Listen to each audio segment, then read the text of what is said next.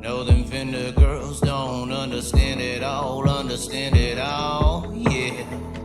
Ain't no hesitate, but we just make it babe.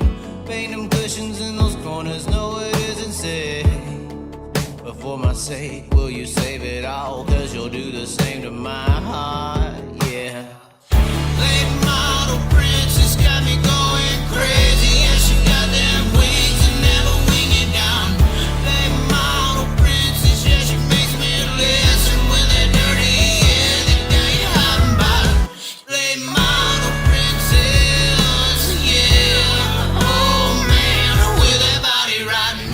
Late model princess, yeah. See, I like a Dan, you know what you are, I know what I am. You a little late model star, and I'm a spring come here. You float the middle size, I'ma take your time and blow it. I'm a little bit of ghetto with that, send it then you'll know it. And I gotta get you going now, gotta catch me that eye. My mode is always fight or die, it's all this seize the moment's time. But while the clock keeps ticking by, you keep on talking on my mind. I'm contemplating situations where you could be all of mine. Cause you're that late model princess, got me going crazy. Yeah, she got them wings and never wing it down. Late model princess, yeah, she makes me listen when they're dirty. Yeah, they got you hot and bottom. Late model princess, yeah. Oh man, with that body riding. Late model princess, yeah.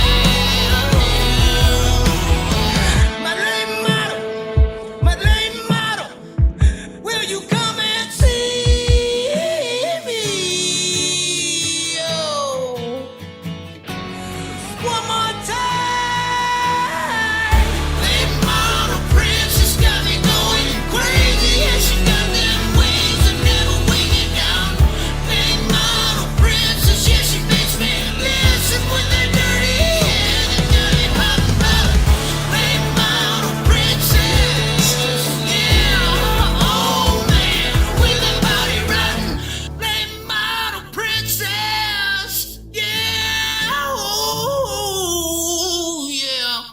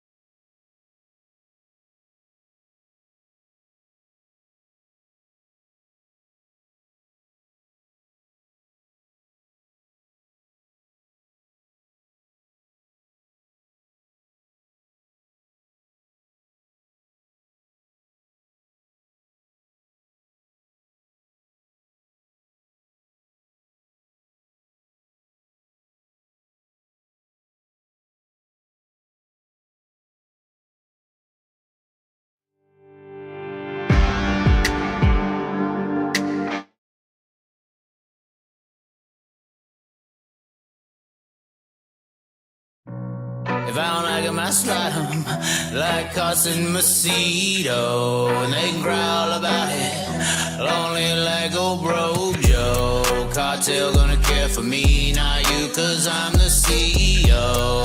I'm here to fight, looking to sink with my torpedo. I'm just a lap car trying to survive, running in the back, fearing my life. Cause there's a black and 2041 guy heading to the junk in the field with some white on white crimes. Or is it 99 maybe? I don't give a damn, but the bank statements lately adding up through the junk that the crazy man's making. Reckon her, reckon him, non-binary maybe, who knows? If I don't like him, I slide him like Carson Macedo, and they can growl about it, lonely like old bro Joe. Cartel gonna care for me, not you, cause I'm the CEO.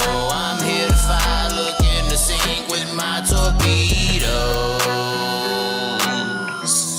Carson in Macedo. And I don't know where we go from here and what we think about it, but it seems to me gotta be about it. Time for talk and speak comes across as weak, especially when dotting I's and crossing T's. It seems to be what they all want and what they need. And then you'll go, oh no, just like them cars. Down one he goes, and then they get to finally feel like Carson Macedo. If I don't like him, I slide him like Carson Macedo. And they growl about it, lonely like old bro Joe. Cartel gonna care for me, not you, cause I'm the CEO. I'm here to fight, looking to sink with my torpedoes. Carson Macedo.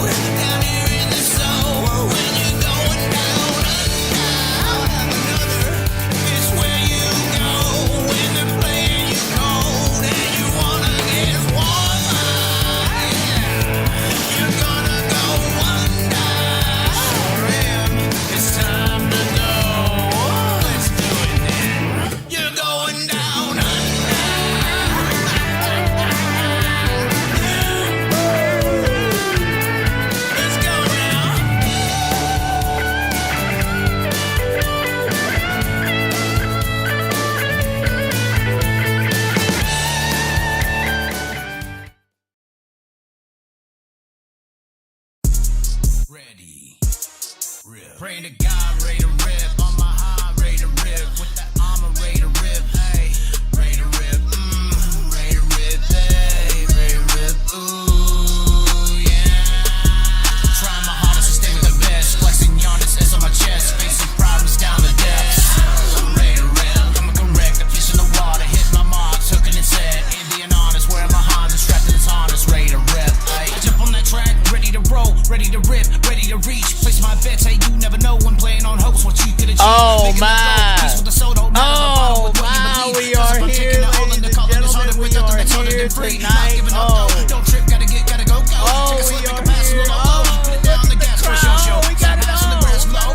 Got first, double last from the oh no to the pass of the glass of the pro out. 'Cause I'm gonna pass all Oh, you we are cowards ready to with rip. ease. Ready to rip. Where's And when Ryder them Laplante speeding at? demons come, Where's we Ryder don't feast Laplante? with the We need you, beast. Ryder The evil Laplante. hunt and lust burn your cheeks We when got I the speak Modelo. with my real passion, Oh love, turning no! all Where's your Ryder tricks against Laplante you with his 'cause you Modelo? really know me, Kevin, master like a Darren, all the people over there down in Oklahoma. Oh, we got the gold leaf coming off. Oh, we got the gold leaf. It's the gold leaf.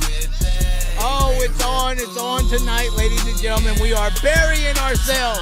Turn it up. I want to hear it. I want to hear it, John. John's in the background. I got to hear the ready to rip. Yeah. Ready to rip is where it's at, ladies and gentlemen. We are ready to rip our career into the ground. We don't give a damn. Let's listen to it. The echo is there. All right, turn it down, Sean. Turn it down, Sean. Oh my God, Sean, we are here. Are you okay? Are you okay, Sean? Are you fascinated with the situation at hand?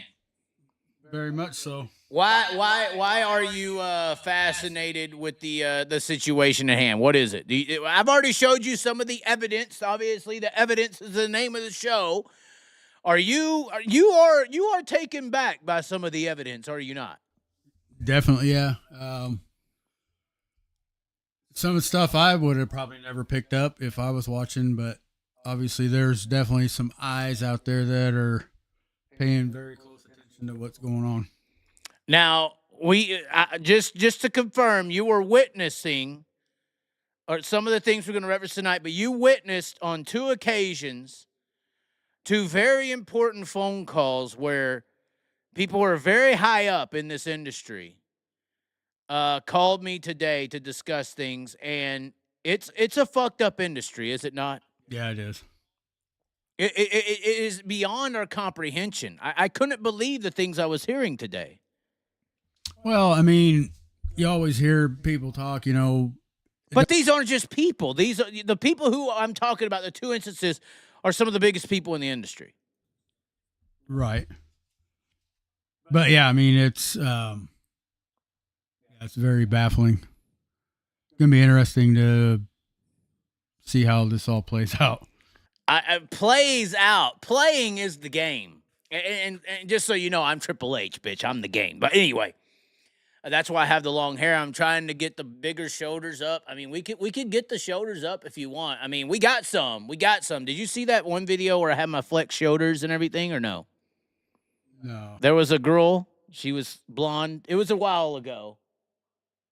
No. Not that I can recall. It's called Beast That You Know. Anyway, we got Modelo. And you like Modelo, Sean, apparently. Yeah, that's pretty good. Why do you like Modelo? What is it about this tasty treat that is so tasty? I don't know. I mean, it's pretty good for a full flavor beer. I like light beer, but Modelo's pretty good. Don't have that nasty aftertaste like Corona does. And so what is this that I have in my hand? I'm trying to figure. This is some kind of mushroom, right? It's a morel mushroom. What is a morel mushroom? What are you talking about? What does this even mean? Like morel, like Conor Morel? What do you mean? Conor Morel. These morels you find in the springtime. The temperatures, the ground temperature's got to be just right, and you got to have enough moisture in the ground. Moisture, huh? Moisture. Yeah. And so, are these like a Iowa thing only? I mean, what is? I don't think so. I've read that there's people way down in the south, Missouri and maybe Oklahoma. I don't know for sure, but Minnesota. It looks like a shrimp. This looks like a shrimp. Like if I was to show you this, here's some shrimp, you would believe it. What is this supposed to? What did you do to this Conor Morel mushroom? How I do it is dip it in egg wash, and then either flour, and then fry it in butter. And that's what this is? Well, it's panko on this one, but I'm scared right now. Fat people are eating, so Broke Joe may shut the show down. Pretty good. Yeah, you can't really. It's kind of like this. This is a mushroom. Yeah.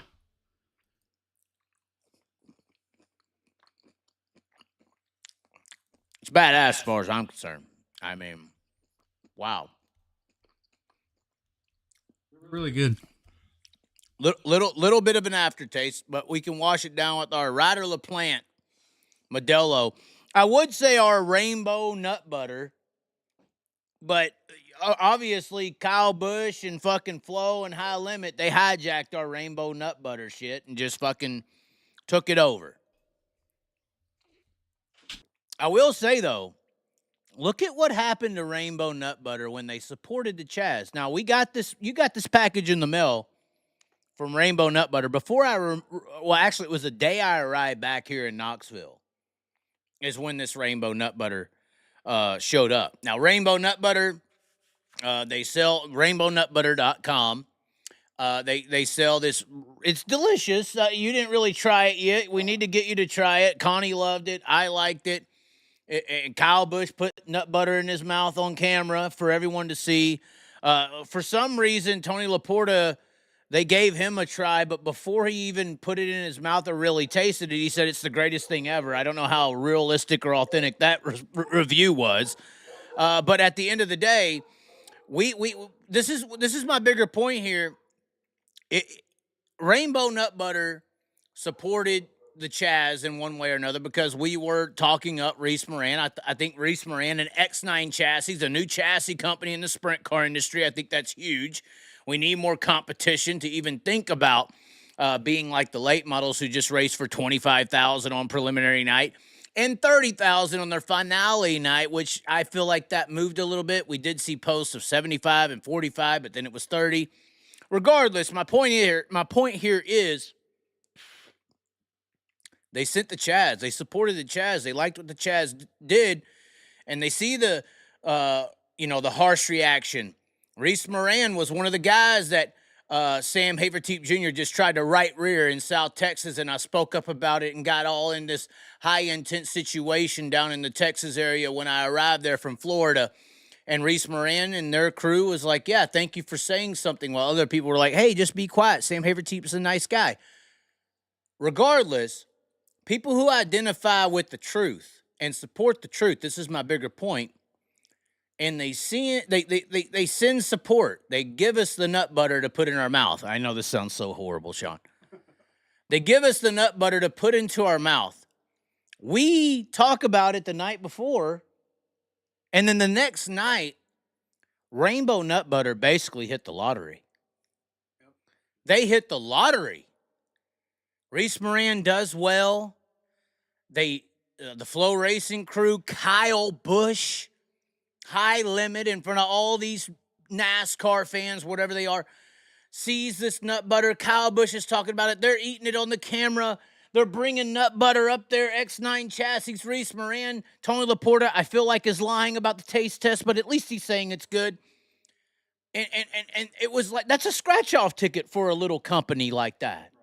You know, Rainbow Nut Butter 3 days ago when we're eating it on our channel is like this small little thing that no one kind of knows about, and we're talking about it, and they supported what we're doing here. And they instantly, within 24 hours, Sean, became one of the most popular, at least I would say, nut butters, outside of maybe, Kyle Larson's nut butter, in the entire industry of sprint car racing. Contrary to if you come out and you want to be negative towards the Chaz, what happens, Sean? What happens? Does your little high limit race happen? Does it rain out? No, you need it over there in Texarkana. You want to come out and talk your shit and make your Facebook post? What happens? Rained out. You want to kick the Chaz out of your fucking racetrack? What happens? Flooded. You want to be nice? Scratch off ticket. We have evidence here. The evidence. If you want to ignore reality or accept it, this is what happens. I'm not in control. I don't call it karma. I call it God. Because God controls everything, no matter what your astrology tries to tell you differently. Anyway, this is real. This is real. Is it not? They hit a fucking scratch-off ticket with Kyle Busch putting nut butter in his mouth. Yeah.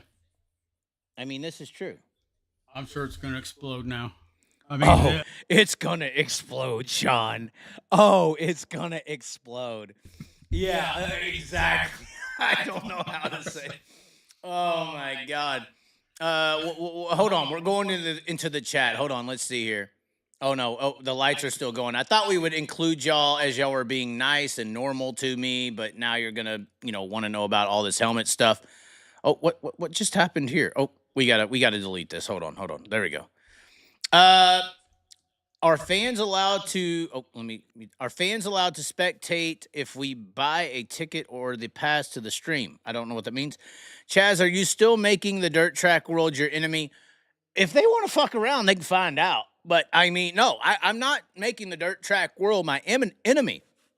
I'm simply saying people have there's a certain group of people who have only gotten upset at me because I'm saying what I think or what I think is true, or they're innocently attacking me because I'm going against their personal investments and their status and ego in the situation. Yep. This is what's happened.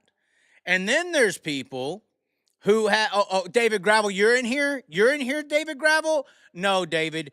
After what we're about to talk about you, we're putting you in timeout for at least 5 minutes. David Gravel, you're put in timeout. You see it on the screen, ladies and gentlemen. David Gravel has been put in timeout for 5 minutes.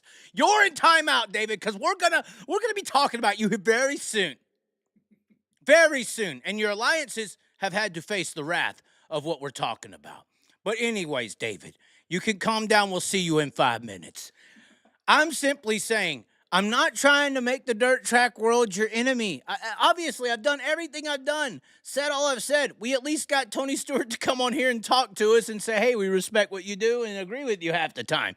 So that's a win in my book. I'm simply saying I'm giving examples of how certain people support and they get scratch-off tickets like Nut Butter did at High Limit at TMS.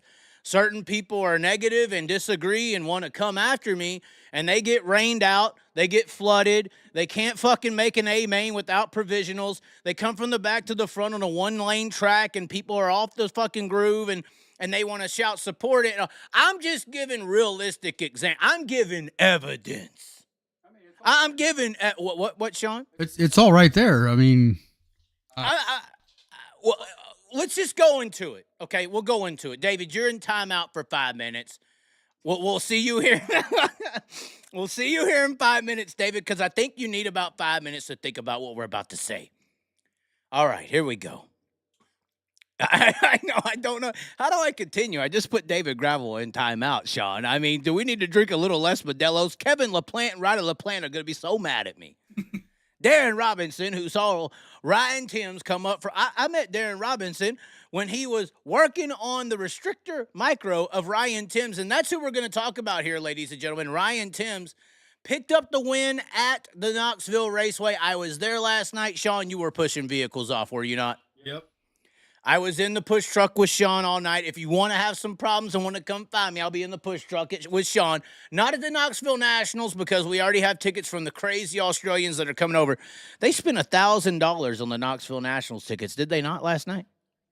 I think so. Yeah, $1,000. I couldn't believe it. But Ryan Timms picks up the win at the Knoxville Raceway last night. Did an amazing job in lap traffic. Clint Gardner, who we had to push away, unfortunately for the push trucks of the Knoxville, and I'm not trying to be. I got to drink Modelo right now. Do I need to get mean right now, Sean, or no? Let me take a drink as you answer that. No, I wouldn't get mean. I'd probably say something about it, but we'll see what happens, though. The 360A main goes green, right? There's a big red flag going into turn one. Is this correct so far? Yep. We go out onto the track, me and Sean. We're supposed to push off a car. We randomly, who do we get behind?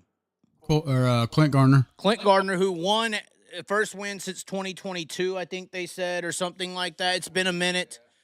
But we get behind Clint Gardner. We're sitting there. And then what happened, Sean? Tell us. Well, there was a truck. His exhaust was coming out towards Clint. And I didn't pay any attention of it, but he kind of waved me up there and told me to shove him ahead of that truck so he wouldn't be getting exhausted out.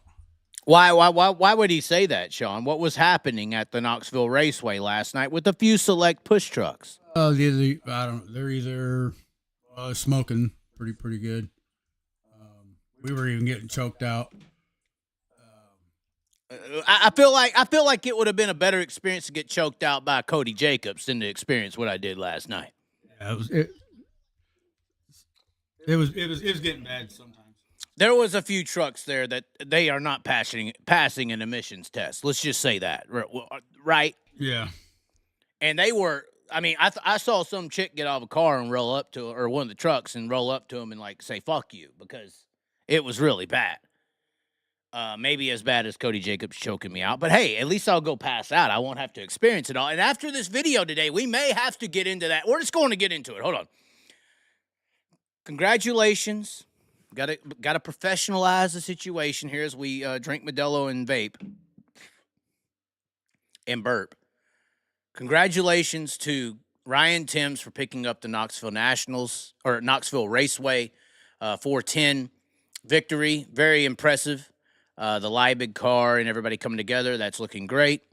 And Clint Gardner, it was amazing. As we pushed him off to victory, technically, at the Knoxville Raceway after we helped him avoid the extremely emissioned vehicle that was choking out the entire crowd and at least keeping the mosquitoes away. But now we have to get into actual subjects. And maybe when David Gravel gets out of timeout, he wants to address what we're about to talk about. So, let me lay the scenario here. I think he already knows what we're talking about. What? I think he already knows what we're talking about. He made a comment in there before you put him in timeout. I don't care what he's saying right now. His comments are not. Does he need to go back in timeout? Is he over here running? He made a comment before you put him in. Oh, okay. I was going to put him back in. I only put him in there for 5 minutes. You know, once he gets out, he's going to run around all short and shit. We put this video out the other day talking about teching in the sprint car racing industry. It started out talking about David Gravel, somehow, and I didn't necessarily accuse any in particular scenario, did I? No. I just said I didn't know how when David enters turn 3 and 4 at Eldora, I didn't say 3 and 4, but I didn't know how David Gravel all of a sudden knows before he's shown a nose by anybody. Nobody's showing him a nose. A car is rolling, it finds a groove.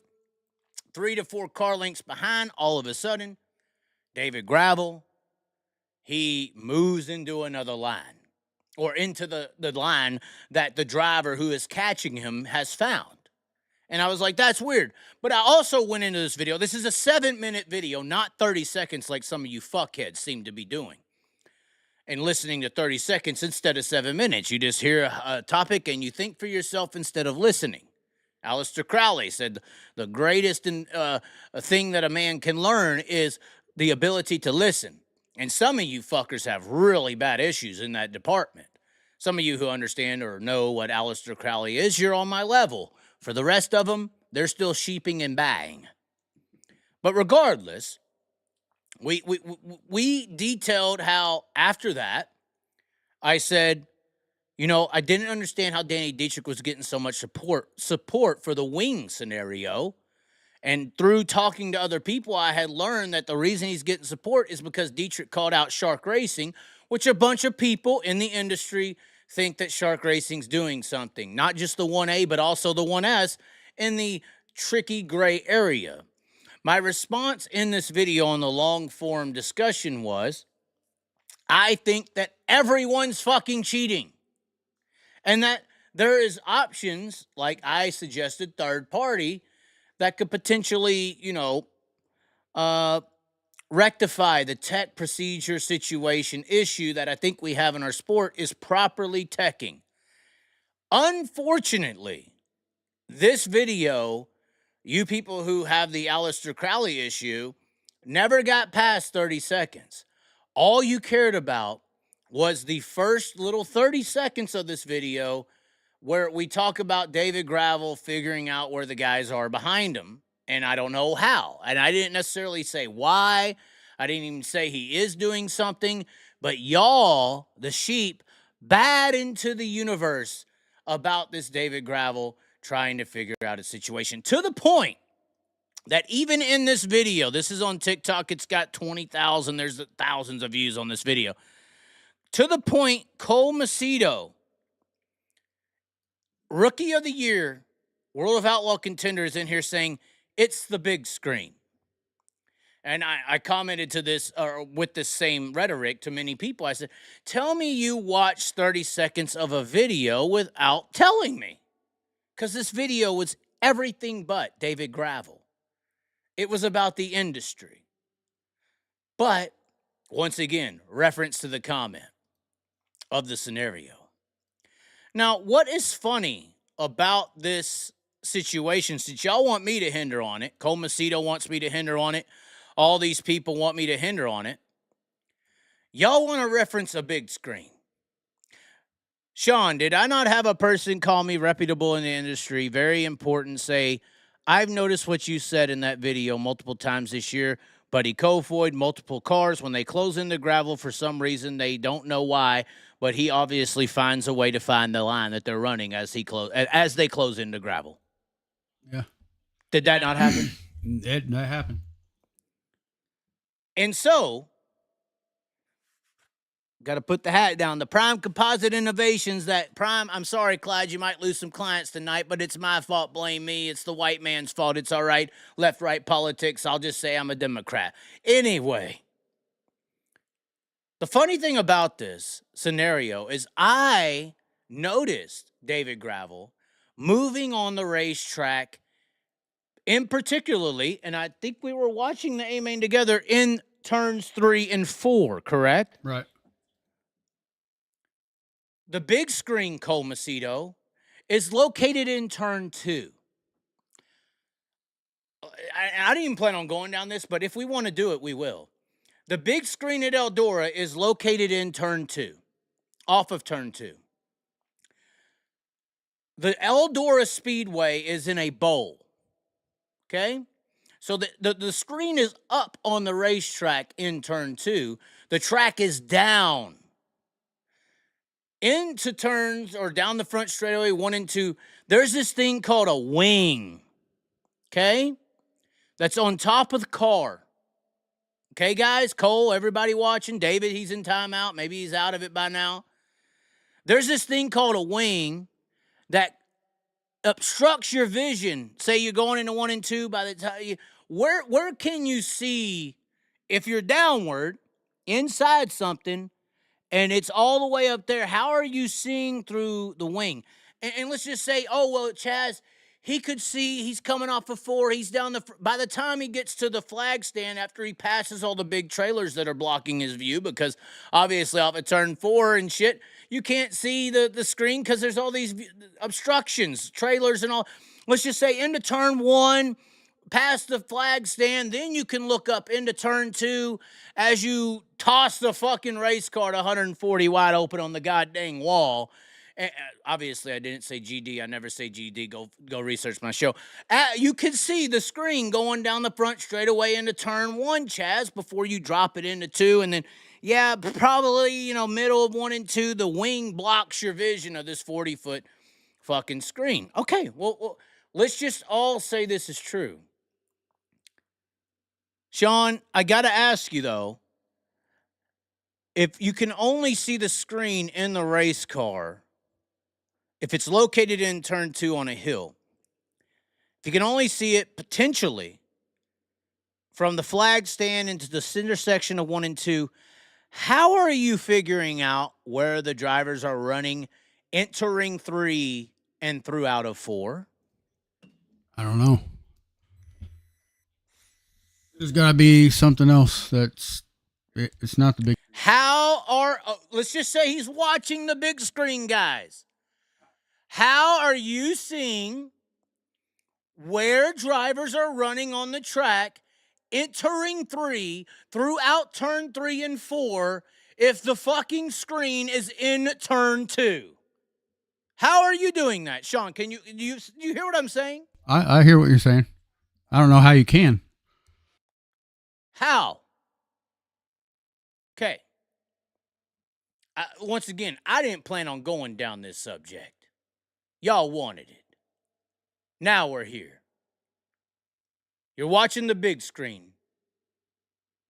How did you figure out where Donnie Schatz was rolling the middle of 3 and 4? How? Or, like the car owner who called me today, who said he noticed it several times this year. Did he not? That's what he said.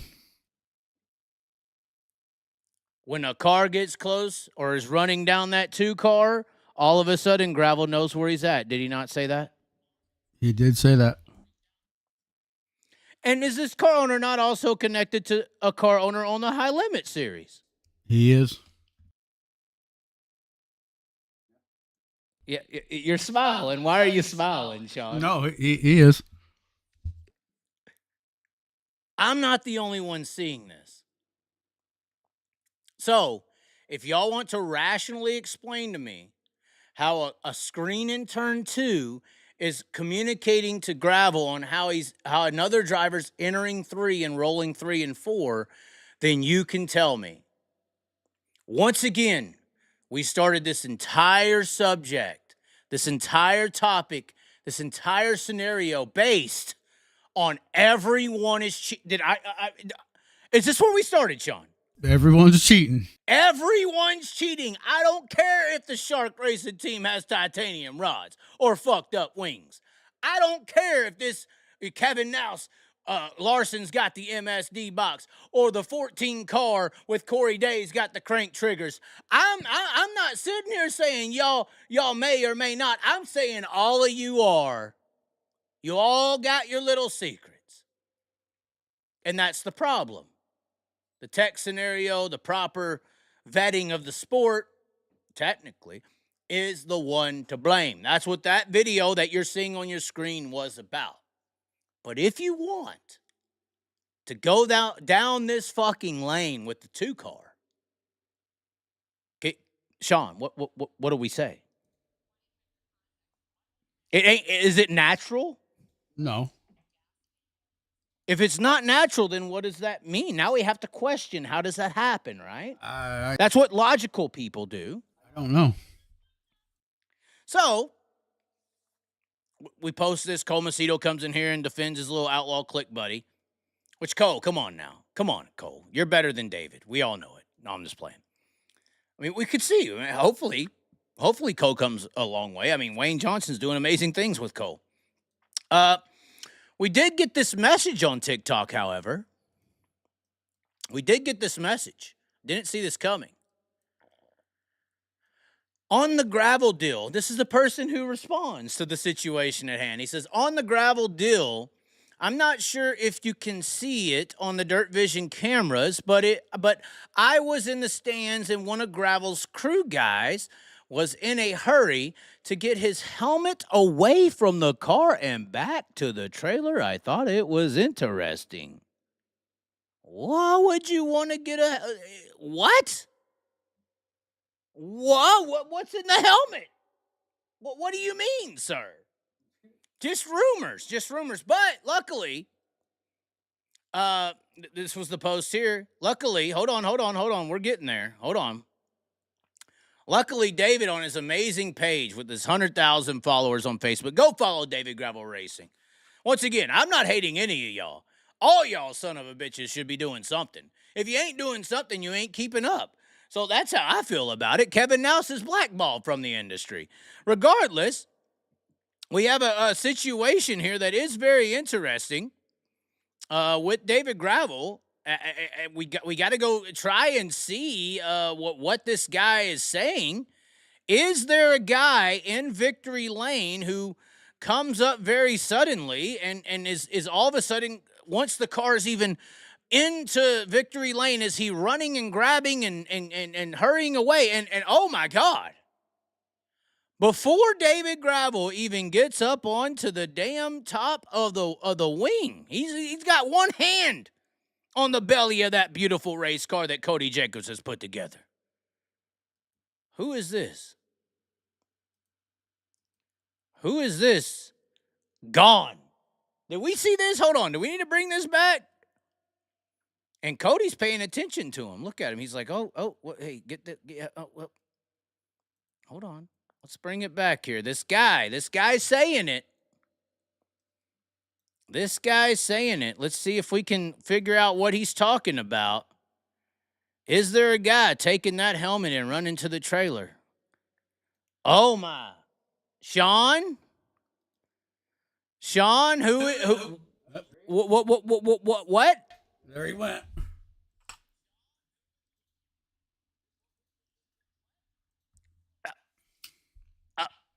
I mean,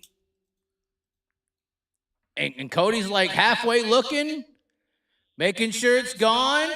And Gravel's just now getting on the wing, guys. Just now getting on the wing. What is going on here? What is going on here? Hold on. We need to zoom in even more. Do we need to get even deeper into the evidence of this claim? I mean, we can't even get, they're barely showing the highlight here.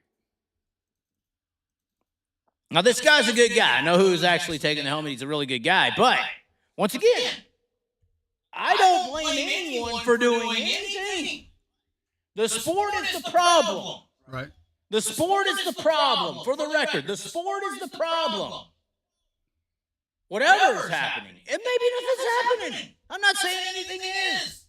I'm just reading and reacting and looking and seeing and thinking for myself. That is a very big threat to any industry that wants to control things. But regardless, I mean, there is a guy making sure this equipment is going away back to the trailer as David Gravel celebrates. Now, once again, this ain't taking nothing away from David Gravel in a way. I guess it kind of could be. I mean, it is what it is. Danny Dietrich trying to take something away from the Ashton Torgerson Shark Racing scenario. Everybody trying to catch everyone. I'm simply saying, once again, this topic, this whole thing is about me simply saying everyone's doing something. And is the 2-car doing something? I don't know for a fact if the 2-car is doing something. Now, is there stuff that looks, what's that? How is this? And y'all want to say the big screen in turn 2. I'm talking about entering 3 throughout 4. How do you know these things?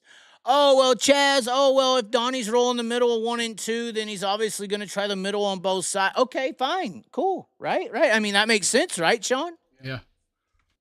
Okay, fine. I got car owners calling me, telling me differently, right? Yeah. Everyone's seeing this. Now, the question is, why ain't nobody doing anything about it? Why are rules not being instituted?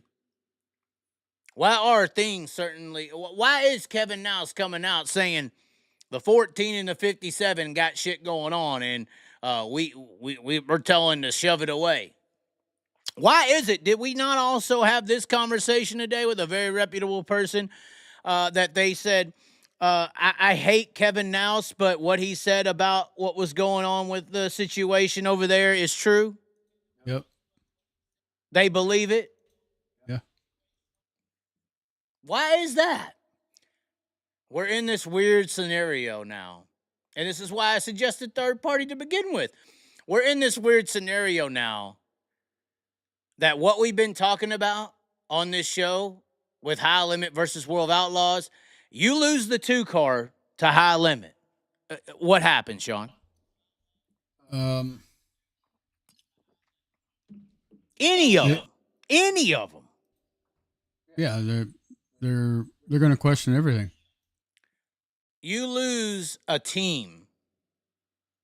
Say you come in here and institute shit. Say they go in here and pop David Gravel. You go in there, you pop Macedo. You go in there, you pop Rico Abreu. You go in there, you pop the 57. You pop the 14.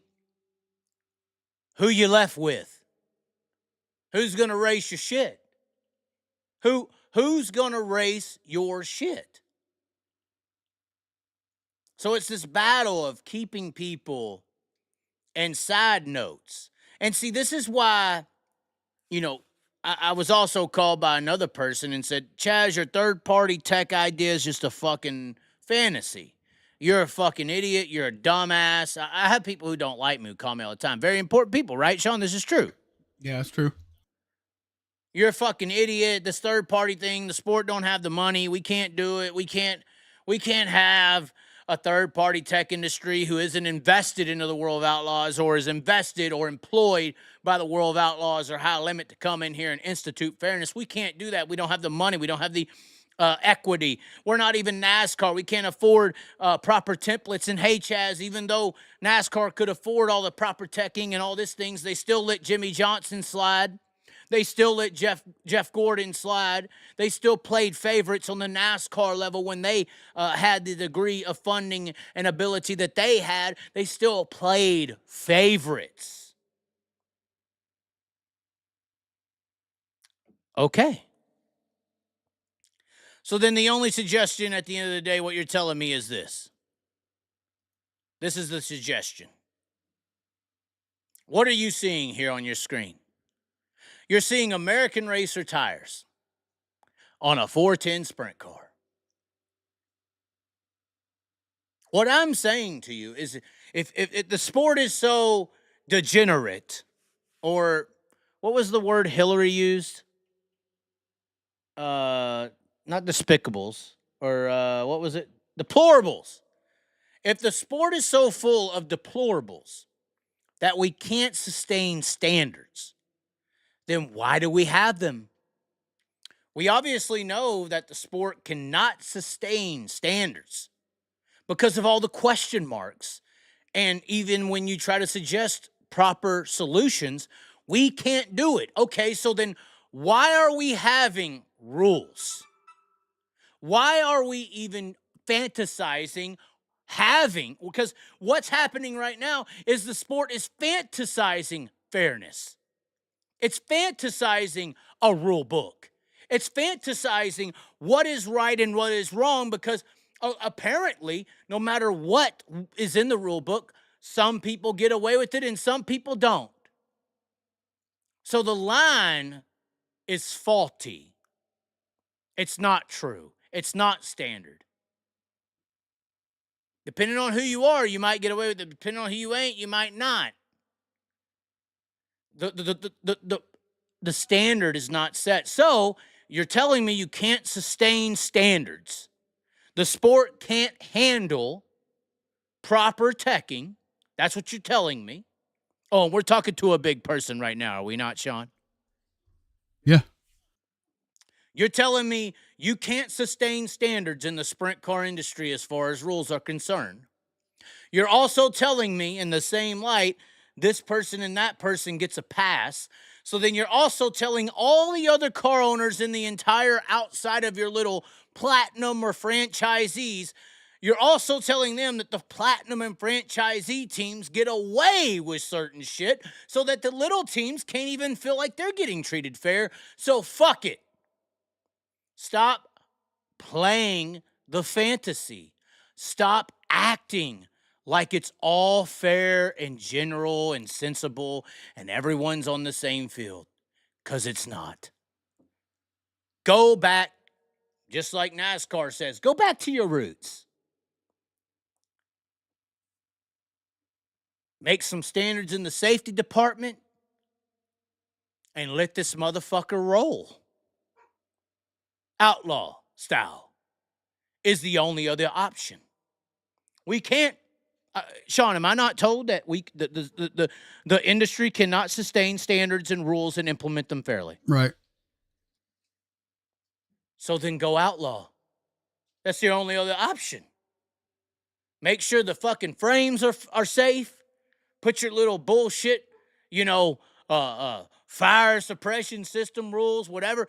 I would suggest making a bigger car or something up with the gas tank so people ain't dying. But outside of that, open the shit up. MSD boxes, let them ride. Tire open, let it ride. Wings, let it ride. Outlaw, fuck it, right? Because you're telling me you can't do it. You're telling me you can't set a standard or hold everyone to the same playing field. You're also telling me there's MSDs that ain't right that are okay, but if it's a local guy, is it okay? If it's a name that you don't want to lose to High Limit or a name you don't want to lose to the Outlaws, they get a pass. But you can't sustain it for everybody. So then why do we have rules? Why don't we just go outlaw? Do you hear what I'm saying, Sean? And American Racer, maybe you can make a tire. Fuck it. Dope that motherfucker too. As far as I'm concerned, maybe the Outlaws and High Limit need a Hoosier rule. But local racing and regional racing, it should be open tire. Do you not agree with that, Sean? Yeah, I agree. I mean, maybe the national series, they need their kickbacks and all this bullshit. So, okay, fine. Hoosier tires. Maybe open it up to some different compounds like the late models that you're trying to so much be, but you can't even get close to paying like. They're paying $25,000 on prelim nights. $2,000 to start. And y'all are over there with your 12 and 15K races. So disgusting in that department. But it's all about the love of the sport, regardless. Real American Beer, once again, their main investor is a Flow investor. You have a Flow investor literally sponsoring the World of Outlaw late model series right now with Real American Beer. Once again, back to the bullshit. Just go outlaw. What are y'all fucking doing? If you can't sustain fair rules for everybody, then why have rules? Safety's important. I agree. Implement the safety rules. Everything else, open the shit up. Because some people are getting to open them up. Back to fairness. And some people are not. And it's on discretionary bases. That's the problem. That's the problem. As far as you, David Gravel, I hope they come and get you. Oh, they're coming to get you. Back to the joke here. Because High Limit's coming to Eldora, David. High Limit and Brad with their gold, they're coming. Rico's coming for you. With apparently they said he's got a watch on at TMS. I don't know, maybe so. And there is a good race there at Eldora. That Joker's Jackpot, David. I think you're going to run it. And you better have your helmet in fucking order by the time that shit comes along. I'm just saying. Anyways, ladies and gentlemen, we got to take a piss and then we're opening up the lines. Let's see what the chat's saying. Is David in here running his mouth? Is David in here running his mouth? We got to take... Sean, talk to the people. Talk to the people. Respond to the chatters. We got 478 people in here, and we're tired of the bullshit. Outlaw it up or fucking don't outlaw it at all. If you can't sustain and implement the rules that you have, then look at the only other options that you could maybe sustain. And at this point, it ain't too fucking many. So just open the shit up. Yeah, too much Simple Green? Who gives a fuck? Go-kart and dopes their fucking tires up. All this shit, just let it go. Because some guys can and some guys can't. Whether they got a name on a dotted line to an agreement or not. That's the fucking bullshit. This is the fucking bullshit that is happening in the sport. And if DB3 Inc. wants to know what this guy is on, I got 3 words for you, or better yet, 3 syllables, and that is Modelo. Fuck you, DB3. We'll be right back. We're opening up the lines. Hold on, answer him, Sean. I gotta take a piss. The Modelo did it to me. I'm sorry. I'm sorry, ladies and gentlemen. I'm sorry. Oh God. David, are you out of timeout? Are you out of timeout, David? He's in there? Oh, David, we're going to get David to call in. Come on and tell us. No, that mic is off. Oh, God. Okay. No, you go there. Go ahead. Here's the push truck. It just went off. Go ahead. You're good. We're taking a piss. Modelo's on. We got to go upstairs, actually, so. Huh? Oh. It's occupied. Okay. What do we want to talk about?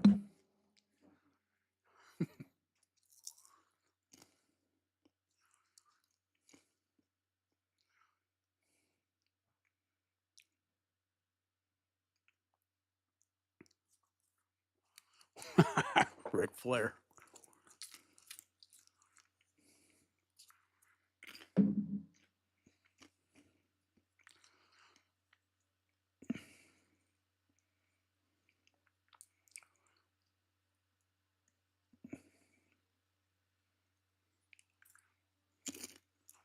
The push truck guy, Doug.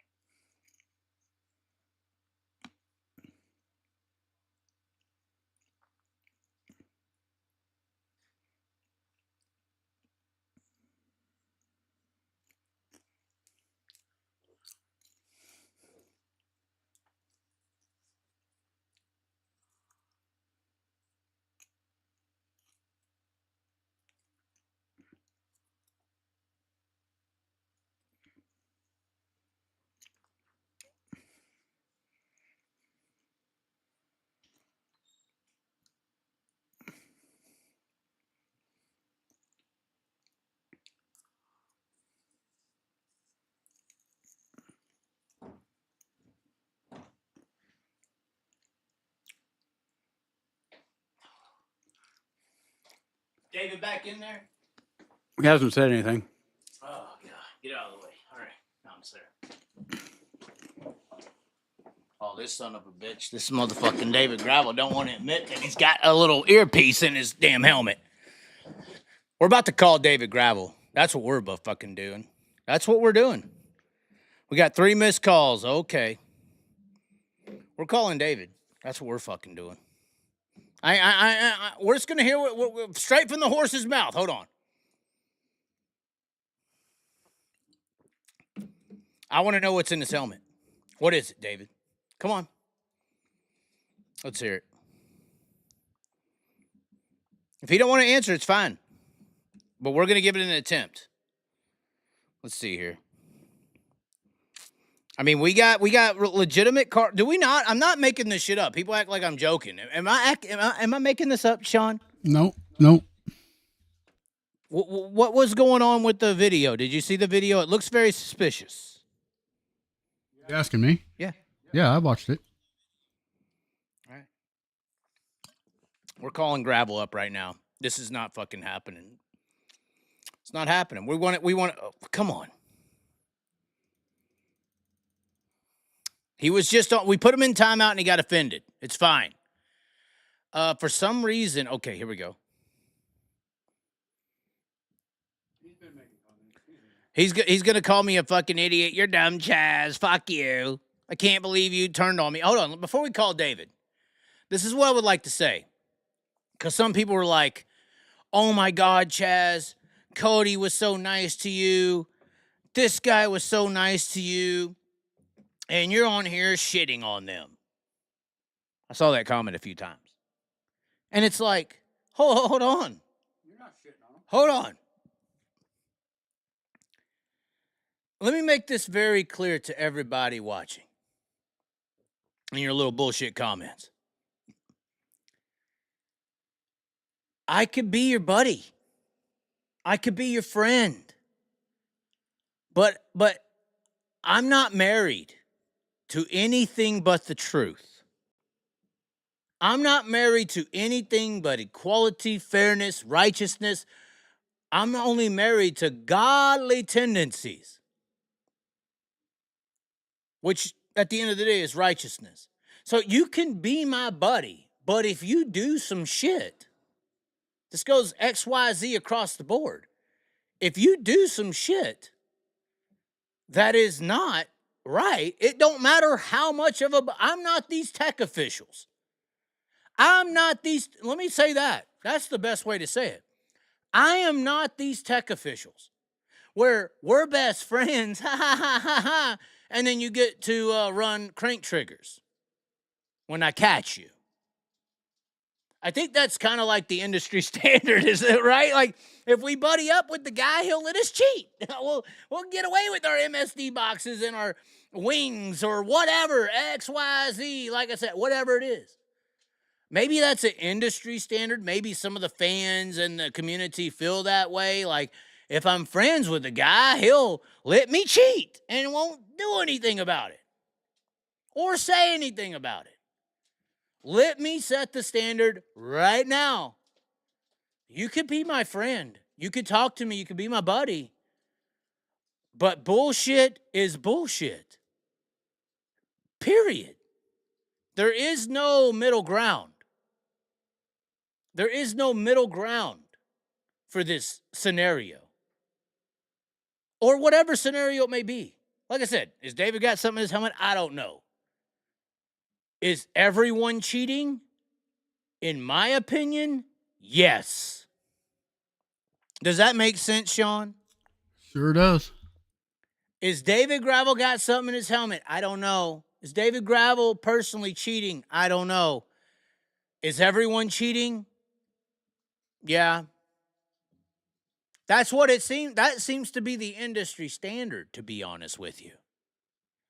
That seems to be what we expect. Now, before we go off into this scenario, we're going to give David at least one call. We're going to give him one chance to say something for himself. Let's see if we can get David online. We're calling him right now.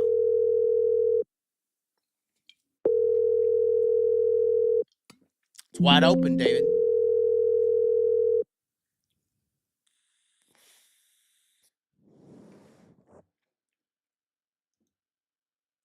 Hello, David Gravel. Are you there? He answered. I don't know if he's trying to get a three-way going with Cody so they can threaten my life or something. I don't know what's going on. David, are you there?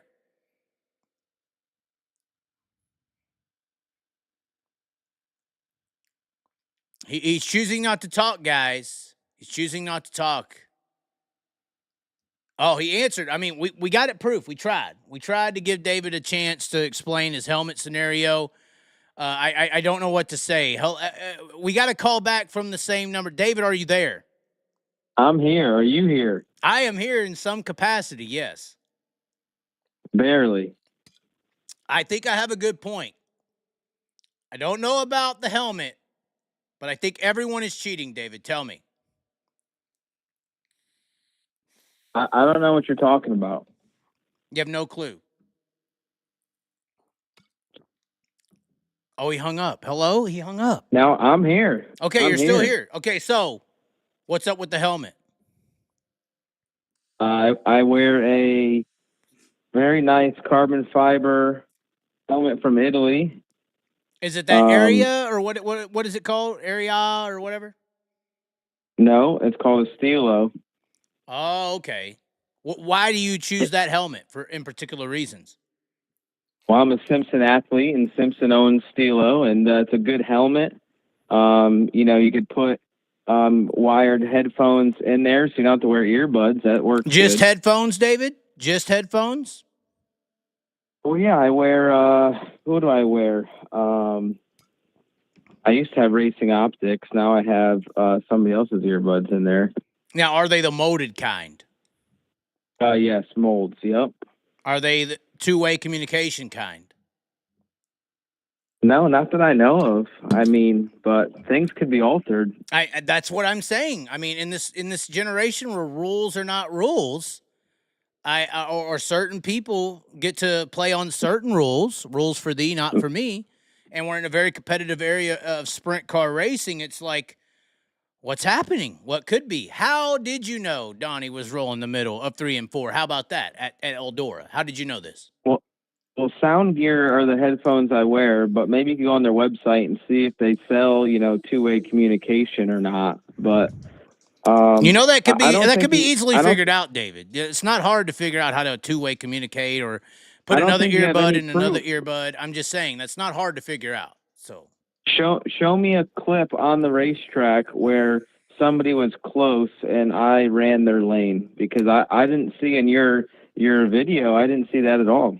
Well, no, you haven't seen it because it's on Dirt Vision. I don't know if I can log it on my computer, but how did you know that Donnie was rolling the middle at Eldora on Friday? I didn't. I didn't run the bottom at all. I ran the bottom not the bottom, the middle, David. I chose to follow the 4 car because he was ripping the top, and he was faster than me running the middle. Okay. There was a segment in there where you were running the top, and Donnie was closing in on you, rolling the middle, both 1 and 2 and 3 and 4, which may be the reason. But you once Donnie got to about 2 or 3 car lengths, you rolled the middle into 3 and 4, and it was the line that Donnie had been running. What was the reason that you did that? Or do I need to pull up the video? Do we need to log into Dirt Vision on the TV or something? The race director flipped the lights on twice, so that means I got to go down and protect, and that's why I did it. So that they're all working together with you. Is that what you're saying? Well, just like Knoxville was fixed, and everything's fixed nowadays, right? I mean, it's getting pretty close. That's the scary thing. I think a lot of people are starting to believe this. Yes. Yeah, I mean, what do you think with, Larson's car at Knoxville with the belly pan? Is he able to run at a high limit races? You know what I mean? What's going on there? What do you think that belly pan actually does? What do you think it does? I don't know. I'm not smart enough to know, but I think it actually could cause lift potentially underneath the car. Do you think that works with his wing as well, kind of like a combo scenario? No, I have no idea. I got not a clue. Okay. I'm just a dumb race car driver. That's it. Well, no one said you were dumb, David. I think you're very smart to wear whatever you got in your helmet, potentially. But I'm just Yep. curious. I'm just curious. So, yeah, well, yeah, I know you left it over here. If you want to do that one more time, but at the end of the day, you're saying you just rolled the middle for fun, and it worked. Yeah. Yeah, I'd think, as a driver, you search around and you sense things, and some people have that ability to sense you got to move. And did you watch the dash on that restart when the 1A blew up and Sheldon was right around my right rear? And do you think I had two-way communication to the dash? No, because you could see that's that car. No, because you could see that car, David. I'm not talking about cars you could see, because you could. I mean, obviously the 1A was rolling the bottom pretty, nose to nose with you there for a minute. So you could see. No, I'm not talking about that. I'm talking about Sheldon after the restart when he was outside my right rear or running the top. Okay. I think that's a better example. So is it hearing then? You're saying you could hear it? I couldn't hear Donnie in the feature at all. Okay. Okay. But you didn't look at the big board. That's what everybody was saying socially. They said I looked at the screen, but I'm not Kyle Larson. I'm not looking at the screen all the time because I'll crash or I'll mess up. I'll make more mistakes than I'll do at helping me, like especially at Knoxville. But like somewhere at Eldora, it's a little easier to look at that. How much could you see? Because isn't it it's only the one off of turn 2, technically, that you can see, right? Yeah, the Jumbotrons, honestly, that the Outlaws bring, it sucks for us, for his drivers, because, Macedo watches it a lot and says he watches it a lot. So does Buddy. And, I truly think the big screen, caused Macedo to dump that lap car in Memphis, because he saw on the big screen I was right behind him, and he pushed a little too hard and dumped that guy. So I don't like the Jumbotrons. Eldora stays there and it's great for qualifying and stuff, but I want to keep it as raw as you can, make sprint car racing. How much could you see of that Jumbotron? Because I feel like, turn 2 is where it's located. You do have the top wing that kind of is going to obstruct your view. What areas on Eldora, for instance, can you actually see that screen? You could see it a decent amount. You could definitely see it down the front stretch going into 1. You probably got a half a second to peek at it. And that's about it, though. You can't really. And what are you seeing? If you're live, that was my point. If you're live, people are saying, you took the middle because you could see Donnie running the middle. I was saying, I noticed you do it in 3. How could you see? You're saying you can only really see it down the front straightaway. If you're only seeing it down the front straightaway, what all can you actually see that the car is doing behind you as the leader, for instance? I need to see proof of me moving down in 3 and 4 to I need protect a Donnie. log in on my computer right now. Because I never seen that. Hold on, we're gonna get it. If we can get the full replay up, we will. I think you start hallucinating and you start. No, there's no shit. hallucination in this. There's multiple car owners calling in, or one for sure, agreeing with another. That see the same thing, David. I'm not just making this. Sean, am I making this up? No, we're not making this up. Either you got this sixth sense, or there's some sense going on in that helmet. Do you use any kind of cologne in the inserts, or what is happening? I don't really know what you're talking about, but I don't like my ears hurting from noise, so I like noise canceling things. Okay. Hold on, we're going to get some video since you need video. You said you're not as good as Kyle. Why do you feel this way? When did I say that? You said you could look at the screen and do what Kyle does, but you don't feel like you're as good as Kyle to be able to do that. Because it's all really slow for Kyle. It all slows down, just like Jacksonville, how he ride the wall, and he's probably giggling while he's doing it, You think he's giggling while he's doing it? Yeah, he's probably saying, like, that was fun, where we're all white knuckled and on the verge of crashing every corner. But why is that? It's in the email verification. Man, maybe he found the limitless pill. I'm not sure. What I didn't understand about Jackson is everyone was kind of watching him run that line, and I didn't really see anyone even try it. I didn't really see anybody enter Chaz, 3 up in that groove, because 3 and 4 is where he was killing everybody. You obviously started on the pole and fell back. Most people are critical of you, saying that you can't come through a field. They say you have to start up front to win. But sorry, go ahead. What I have to say about that, there's a reason why you're on YouTube yapping and not driving a car at Jacksonville, because your balls shrivel up when you go enter that opening. And you could ramp it off going into 1. Like Brady Bacon did twice last year. It's easy to do. So, it's something that's hard to do. There's fear in racing. You can talk the talk, but you want to put 2 on the wall and 2 on the curb at the same time. That's hard to do. I'm listening. We're trying to get the video up. Hold on just a second. We're getting there. I understand it. You're saying that's why I'm on YouTube yapping. I have no clue. Wouldn't you consider like Jacksonville running the top entering 3 at maybe 65, 70, 80 miles an hour, a little less fearing than entering on the top at Eldora, though? It depends.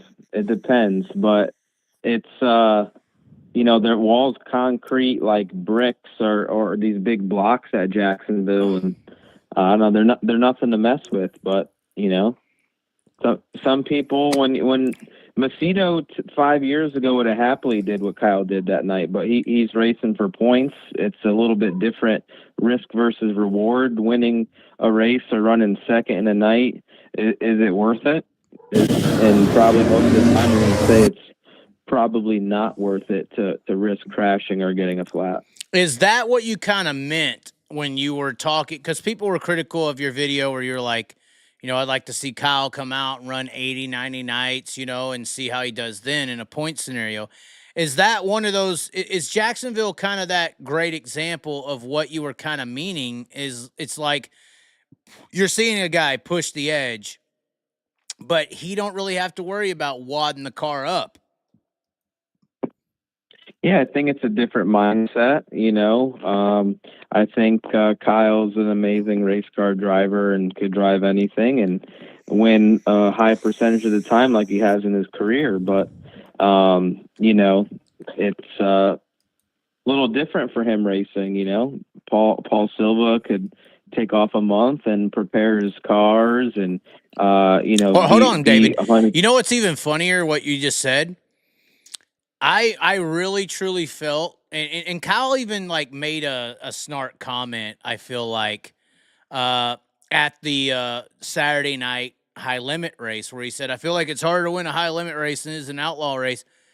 I made the claim on my show that he sandbagged on the Thursday event, because when's Kyle Larson running mid-pack when he's trying? That's not, I don't care if there's a cushion or not. It's Kyle fucking Larson. He's not running mid-pack. It's Kyle Larson. Once again, that's my evidence. And it almost feels like Kyle can use high limit events or whatever as a test session. He could go to the high limit race Friday and run bad, for instance, and make high limit look so great because he just smoked y'all at Jackson like y'all all bitches. But he can go to high limit and run mid-pack and make it look like all these high limit guys are better than him, while at the same time testing shit and trying new things and trying, or Paul Silva, for instance, trying a new this, that, or the other, or when you're in points racing mode, you can't just test shit, right? You have to go with what works. You can't fuck around.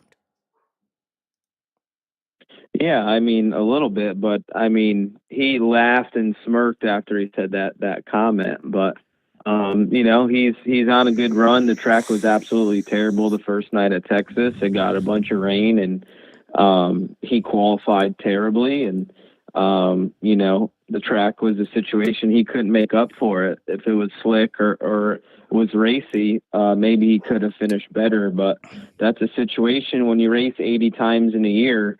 There's going to be situations where he can't, go through the field. And a lot of nights he races are at favorable tracks that are typically good at racing. Right. Okay. I just thought of that angle where like a Kyle Larson could technically use a high limit night as a test night. Let's try this. Let's try that, and not really feel any form of a repercussion from it, if you know what I mean by that. Yeah, there's never a repercussion. Everybody, he wins a lot, so the wins will overcome the losses, This is true. Okay.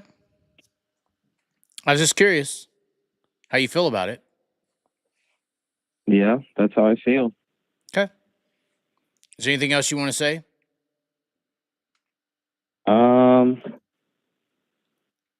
Did you want this to be your moment, David, to make me feel stupid? No, I'm good, man. I'm just gonna maybe listen to some music tonight in bed and have my AirPods in, just have a good night. Okay, hold on. We're almost here to the Dirt Vision footage where you start rolling the middle. There it is. Well, I'm not gonna be able to watch it while I'm on the phone. Well, this is true. This is true, David. But Donnie was rolling you down. I'm just saying. He was rolling you down. I'm trying to find it real quick. Hold on. Is there anything in your helmet? That's what I want to know. Yeah, my head. Oh, my God. David, come on.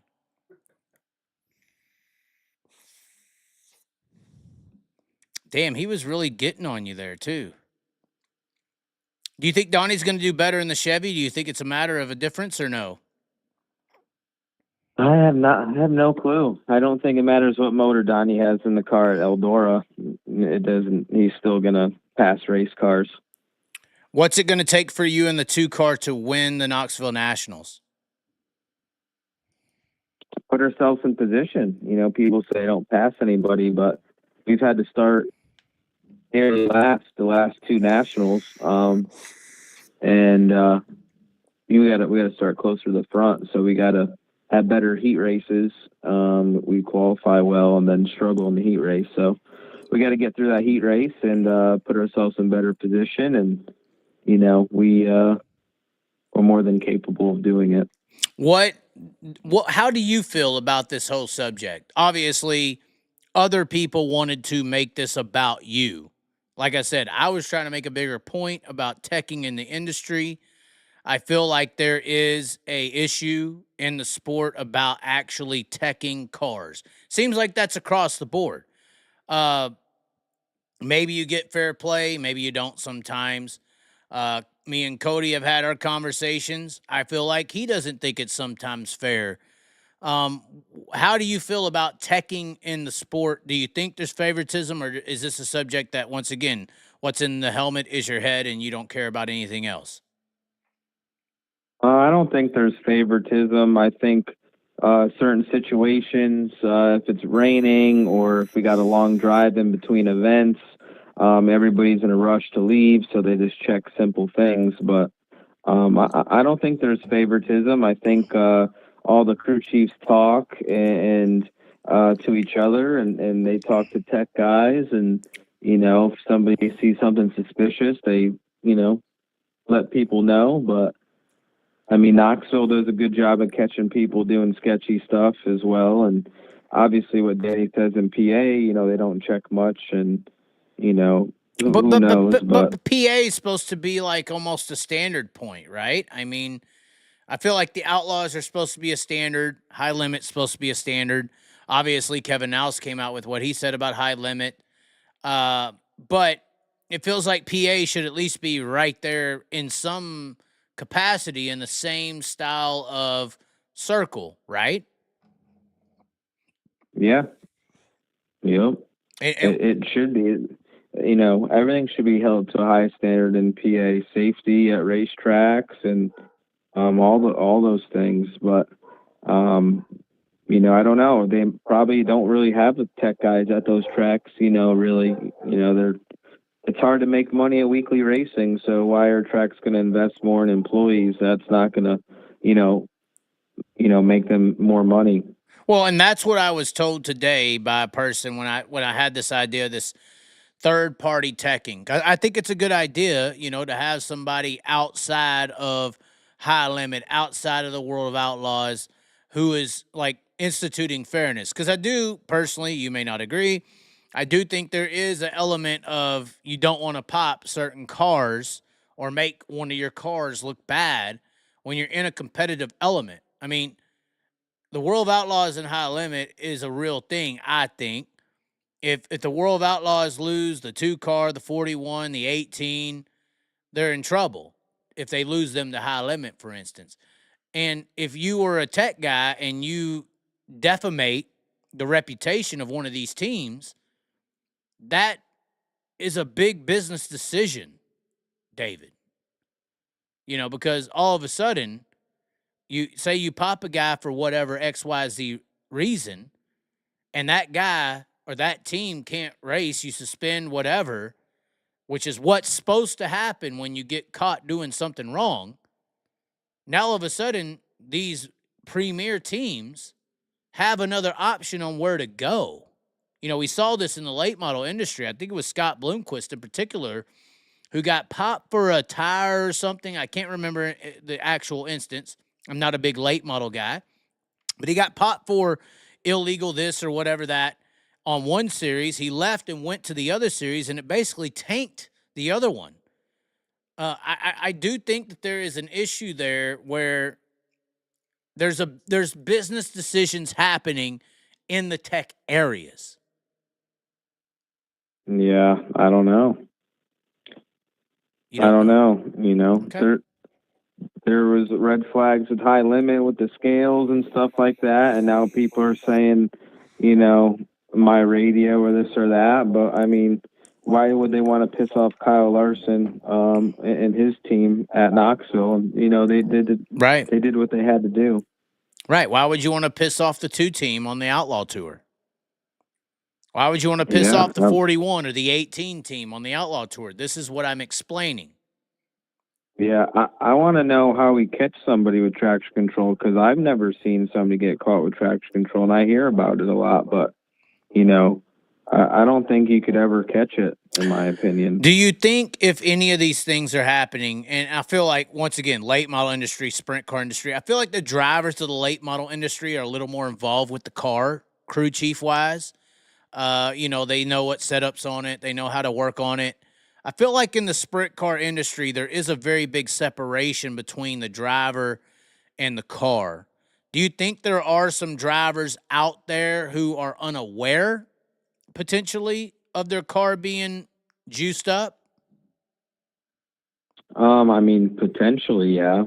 But, I mean, who knows? Like if the 57 gets popped for whatever, ever, at all, period. Are they going to blame Kyle or are they going to blame Paul? You know what I'm saying? Yeah. I mean, every situation's different. I think you could answer that own question yourself, like Kyle, he just drives the car. He don't give a shit what's on the car. But that's you as well. You're explaining that right now. You understand that, right, David? You're explaining how you just drive it. You don't know. Yeah. I mean, I know some, but not all. Right. So you could be in the same situation as Kyle, technically. Sure. Okay. Right. Do you think you are? What else we got to talk about? What would you like to talk about? I had no idea that Carter and Clyde Knipp had such a relationship, but that's a whole nother scenario. Yeah, they're from the same town. I know. It's creepy. It is creepy. I'm just curious. We have record numbers right now, David, if you want to continue talking. I mean, this could be your Tony Stewart moment. Yeah. Record numbers for what, on your show? No, I mean, 500 live viewers at 10 o'clock at night or 11 o'clock at night is pretty high. I mean, that's higher than some of your shows. Yeah. Yeah, you're trending upward. Is it because of you? Is it? I don't know. I don't know. Where do you think the Chaz should go? Off into other space, or should it continue? I think the last month has been a positive month for you. And this is where it turns, right? When I go after you. No, that's fine. That's fine. You could play a little Jekyll and Hyde. I'm all for it. Well, you're supposed to beat me up, right, David? I mean, that's what's supposed to happen according to your tweet, right? Well, you could come to the pits and you could come inspect my helmet, and you come in the lounge. Me and Cody would be there with my helmet, and you can inspect it. I have to be live if I do that for my own safety. I need proof if anything happens. Yeah, we're cool guys. We just want you to check our helmet, make sure we're good. All right, well, I don't know. There's so many ways. I don't think that people in sprint car racing are stupid. I know that a lot of people like to project us as like dumb rednecks driving in circles, which that's what it's projected as.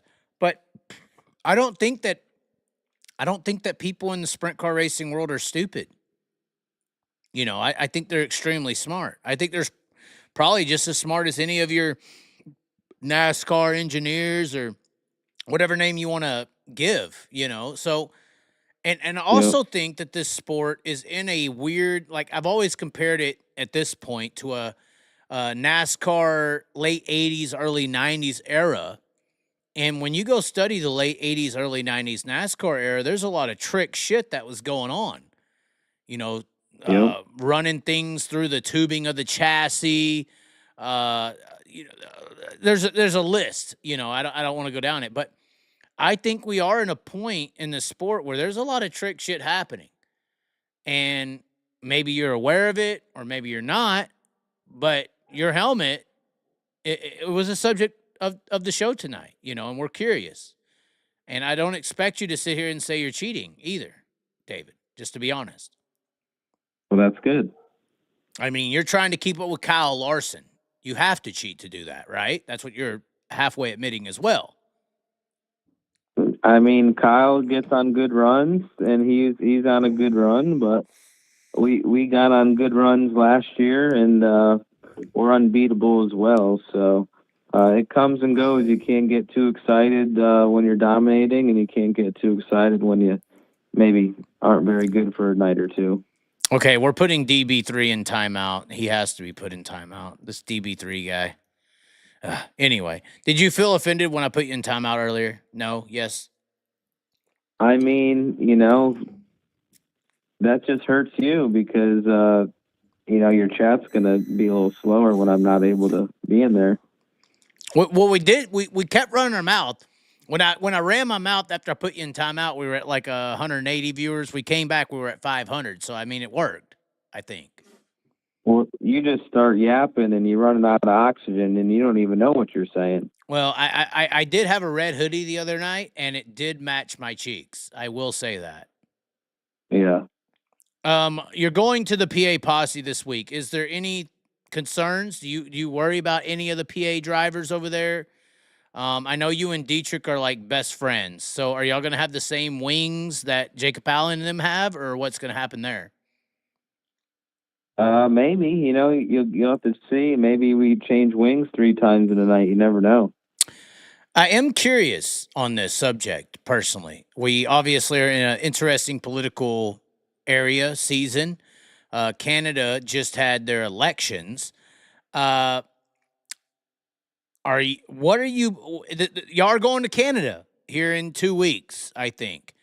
What are some of the challenges, I would assume, on the merchandise side to take your stuff over there and sell and profiteer in Canada?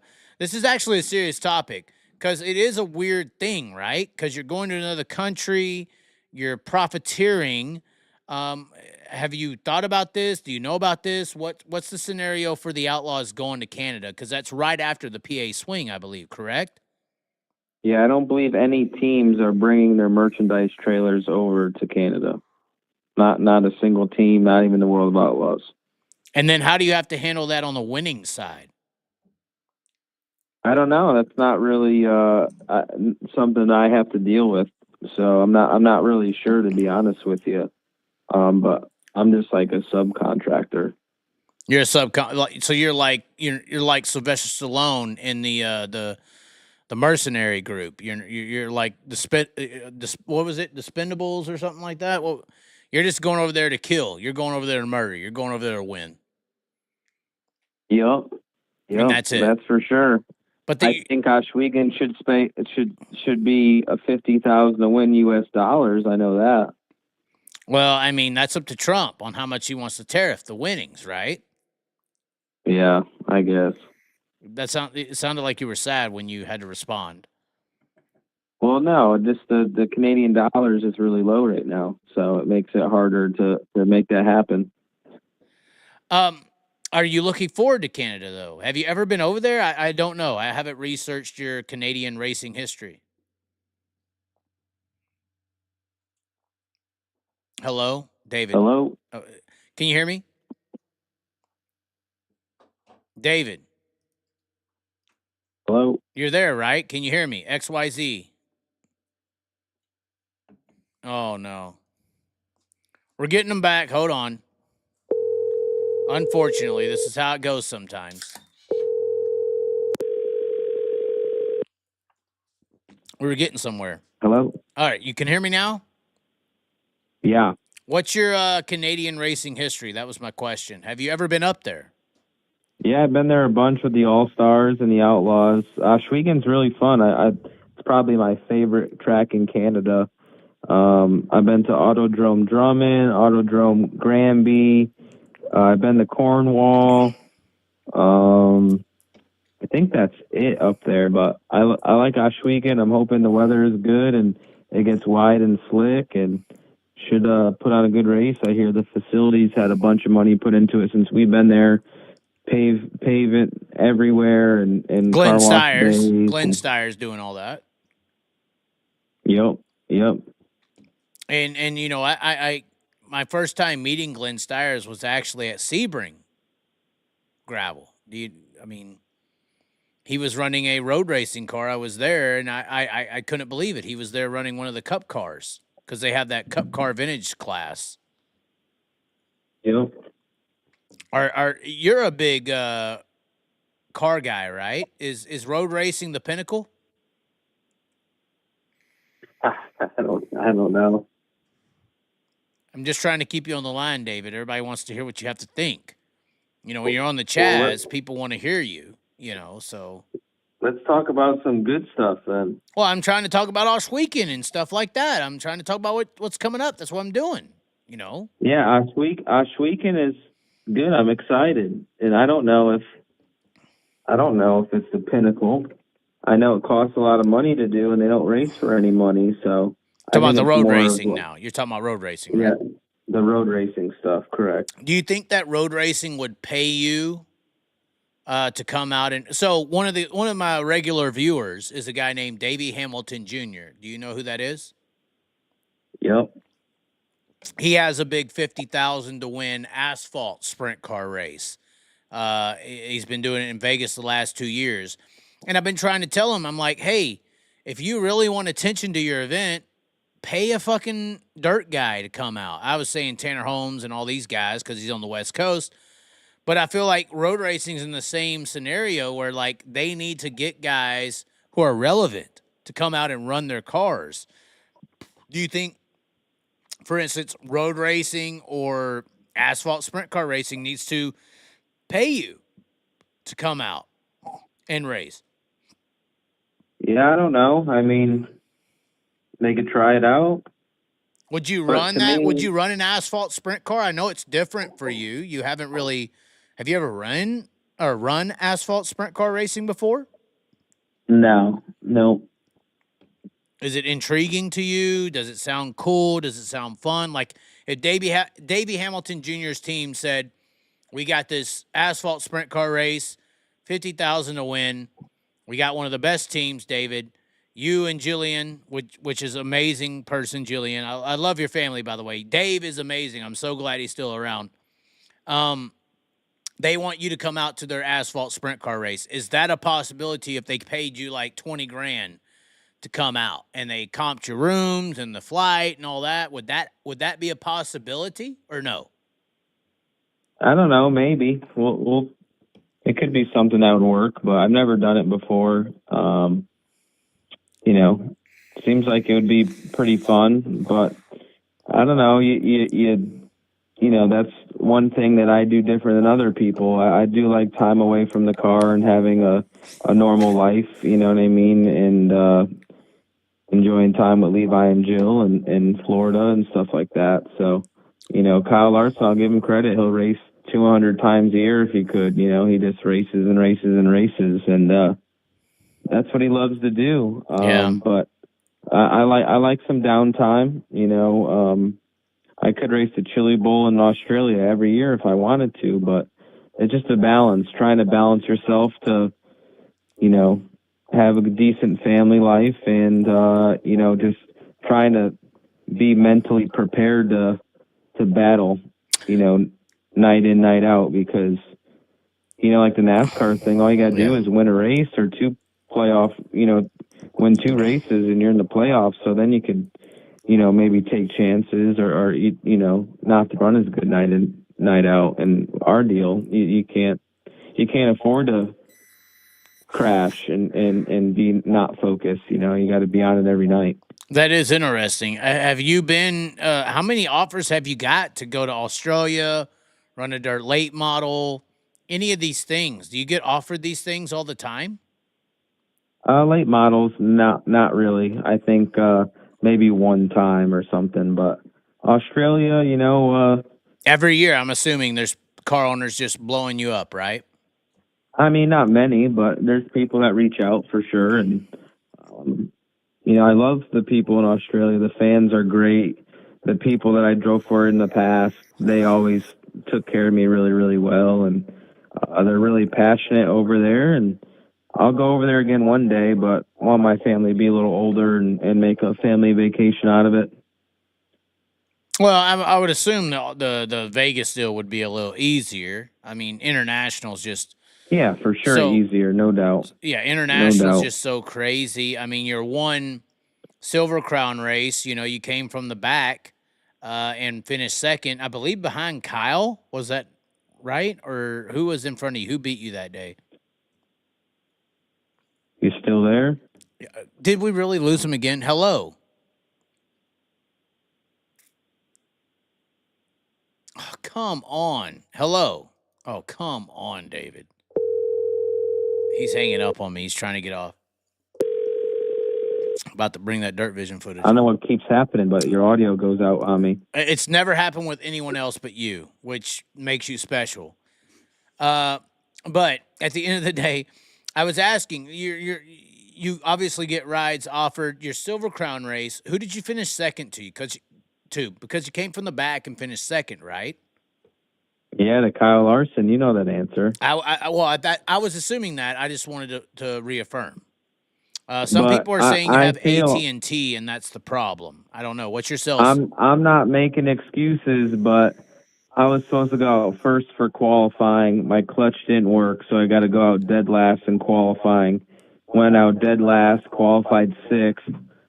Had to start dead last in the feature again because my clutch didn't work and needed a push start, so I had to start dead last. And I ran second in my first ever race, and Larson started, I don't know, second or third or maybe on the pole, I don't know. But, you know, that sucked for me. But, you know, I passed cars that day, so I must have got lucky. Did you appreciate it at least when me and my Tony Stewart interview, I brought you up? And I'll bring you up a lot.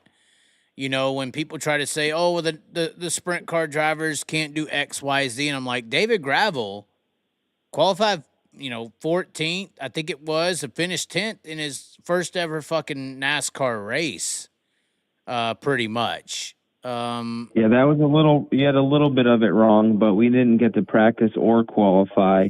I started, I believe, 12th or 14th based on owner's points. So we didn't get to have any hot laps. It was the COVID year, right? Qualifying.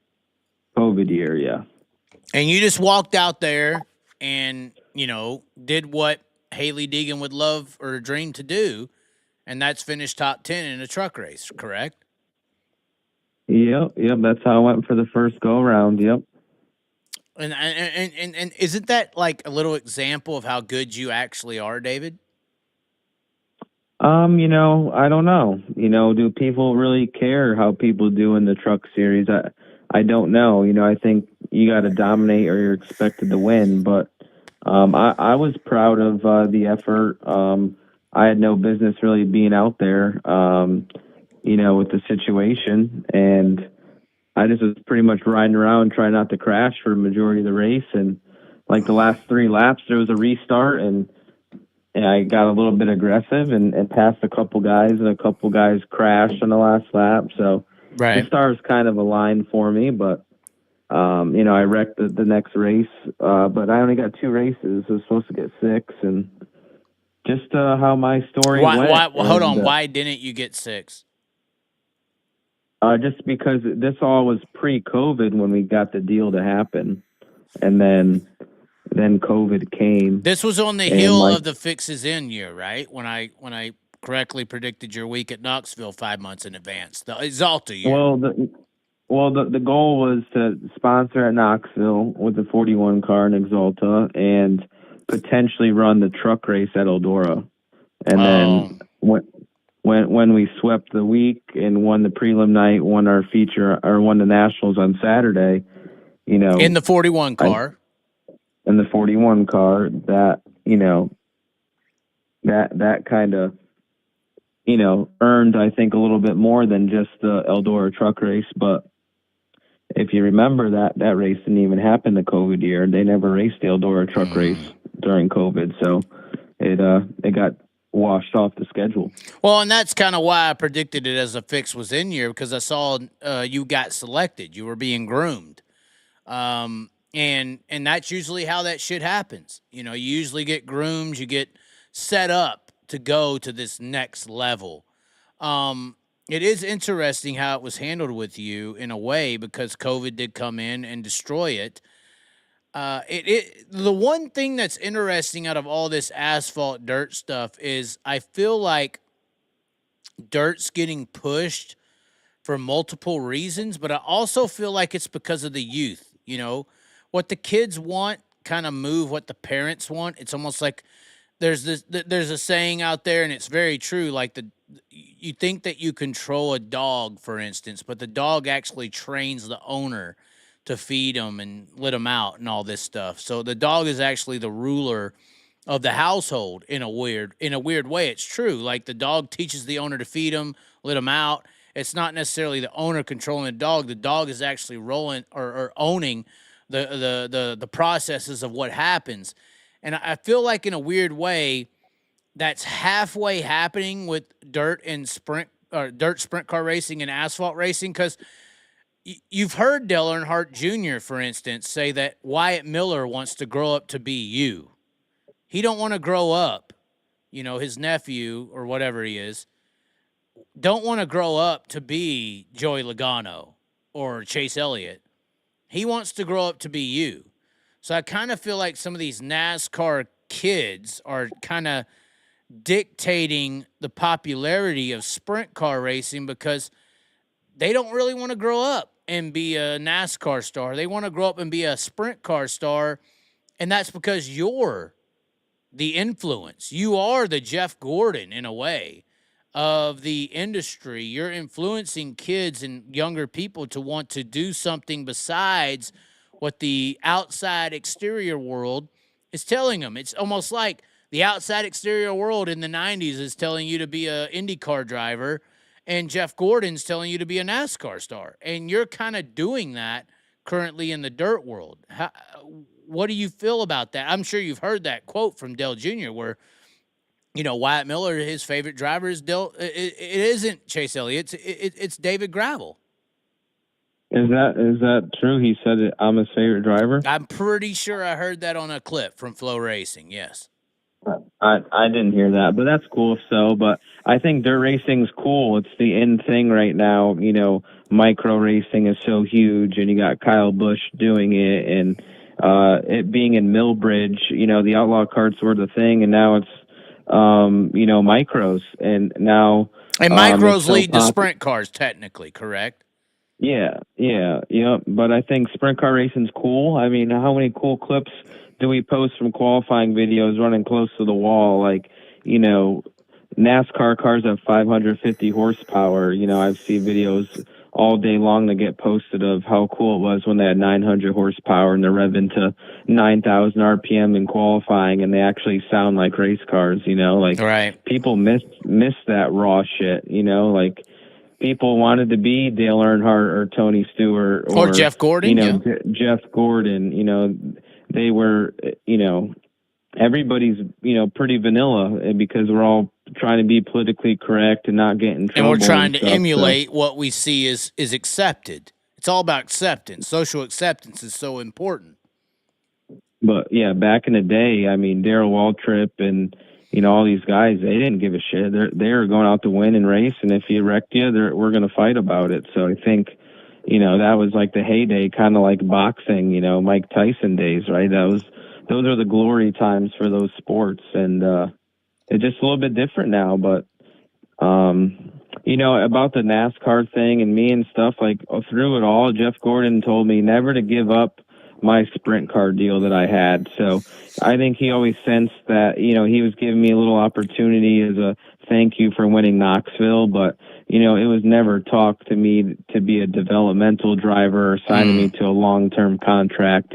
It was like, I don't think he expected us to do as good as we did at Knoxville, and I think we exceeded expectations, and it was kind of a thank you for having a good week. But, if I was going to really do the NASCAR thing, I would have, quit from the team I was at and moved to North Carolina, but that wasn't in my cards. And, Kyle Larson was in the pipeline to be in Hendrick, and I don't think that had anything to really do with it in the sense of I was multiple years away to ever filling that seat, even if I committed to pavement racing as it is, Corey Day's project's probably a 2 or 3 year project to see if he's cut out to do it or not. Now, what do you mean? So Jeff was letting you know that Kyle was in the process to be a Hendrick driver? No, he did not. He did not. Okay, I'm just making sure you. That. I mean, I still think that was kind of set up, but if he did say that to you, that would confirm that. I mean, because that was when he was a Ganassi guy before everything happened. And it is kind of interesting. You kind of, when did you say that you kind of fell into the sprint car industry because of the influence of Jeff Gordon? I don't know. As a guy really. from Connecticut, it's not PA. I'm just saying. It sounds, you saw the Jeff Gordon path that went through sprint cars. You got into it. I mean, definitely was a Jeff Gordon fan. My aunt was a huge Jeff Gordon fan, and she went to every one of my races, and definitely was one of the guys. And when I was a little kid, I didn't even know what a sprint car was, but it just all happened by accident. But again, why kids want to race, sprint cars? Like, who the heck wants to race at Bowman Gray and wreck every week, or race at these small short track pavement tracks and you just gotta just bump and run every single time to pass somebody, like who doesn't want to run the cushion against the wall or, run multiple lanes on a racetrack? I just think that dirt racing is just flat out better than pavement racing. On most nights, You're saying fun. You're saying it's more fun. Do you still have fun on the track, technically, as a professional? I have fun sometimes, but it becomes less fun the more you do it. It's an obligation. As example, look how much fun the Kyle Busch looks like he has in NASCAR. In my opinion, he doesn't look to be having much fun at all, but you put him in that micro and he's, like a kid again. Right. So it's a fun factor. You're enjoying it. Yeah, it's fun. With 1,400 pounds and 900 horsepower, what else is competing with that? Power to weight ratio. The only thing that's trumping that by far is a top fuel car. Would you do a top fuel car? I don't know. We can make this happen. I could text Tony right now. Hold on. David wants to try it. Yeah, I thought you gave Tony a bunch of layups to talk about me, but I did. I truly felt like I did. I'm sorry, David, if I let you down, but you noticed it. yeah, you threw it out there a bunch. You didn't take the bait, but it's all good. It's all good. You are you offended by this? Hold on, we could send this to Tony right now. We're gonna clip this. Continue. No, I am not offended by it. You know, But you if would I do a was a top lot fuel younger, car. You would do it. You would try it. I would need to maybe do a top alcohol car first. But you know, I've been down the drag strip before, not very fast, but I don't know. It'd be something really cool to do. That's for sure. Well, I do think, like Australia, I feel like is very set up well. Like their top oval racing is dirt, and their top road course racing is asphalt, and their top drag strip racing, obviously. I do think that would benefit the American audience if dirt track racing was viewed as the pinnacle of oval racing. Yeah, just it's never going to be, or at least not for a You're long influencing them. time. You're influencing them. I mean, the kids don't give a damn about. Once again, they want to be you, David. They want to be you. Well, you can make just as much money racing a sprint car as you could do racing the Cup Series. You know, only the elite drivers, you know, make more. Like everybody wants to be rich and famous, and the way to be rich and famous was to be a NASCAR driver, and now that's definitely changing. You know, you just look at social media followings for a majority of the NASCAR people. You know, there's maybe a Big Ten in NASCAR, but after those top 10 guys, I mean, people don't know who they are, you know what I mean? And these people are making a very good living still, but I know back in the day, you know, these drivers, you know, were probably making five and tens of millions of dollars a year. Mm. Well, and that's true. In their heyday, is Yeah. over. Back to rich and famous, though. I do feel like you're potentially the Jeff Gordon of the industry because, when Jeff Gordon picked the NASCAR route, it wasn't more rich and famous than the IndyCar route at that time. Yeah, I think everything worked out great for Jeff. I mean, look how dominant he was in his first 4 years of his career. I mean, the stars aligned. He had obviously an advantage and had a great car and great team, and accomplished a lot in a short time at a young age. That sounds like we could replace Jeff Gordon with David Gravel. He had such an advantage. Todd Quiring's team. He had the shit in his helmet. He had such an advantage, and you made a great living. You're admitting it right now. Thank you. You're welcome. Oh God, David. All right, so we got to inspect the helmet. Go ahead, tell me what. No, yeah, we'll see how it goes, and we'll see if I lane change. Just by accident or pure luck. We'll see. It's your amazing instincts that Jeff Gordon saw. That's why I was taking you to NASCAR. Maybe that's what it was, but I guess you'll never know until something different happens. Okay. We can let you go at that note if you want. It is late for you, right? It's 11:30. At this point you got to drink the chocolate milk and go to bed. For sure. You got to stay hydrated. Oh my God. Chocolate milk is not hydration. Who told you this?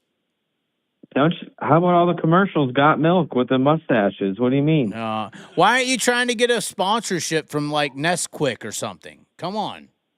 No, I want the good stuff. Oh, that's underground. It's not mainstream enough. It's like sprint car racing. Yep. Oh God. Are you going to eat Ron Rutherford's pizza? That's the bigger question of all.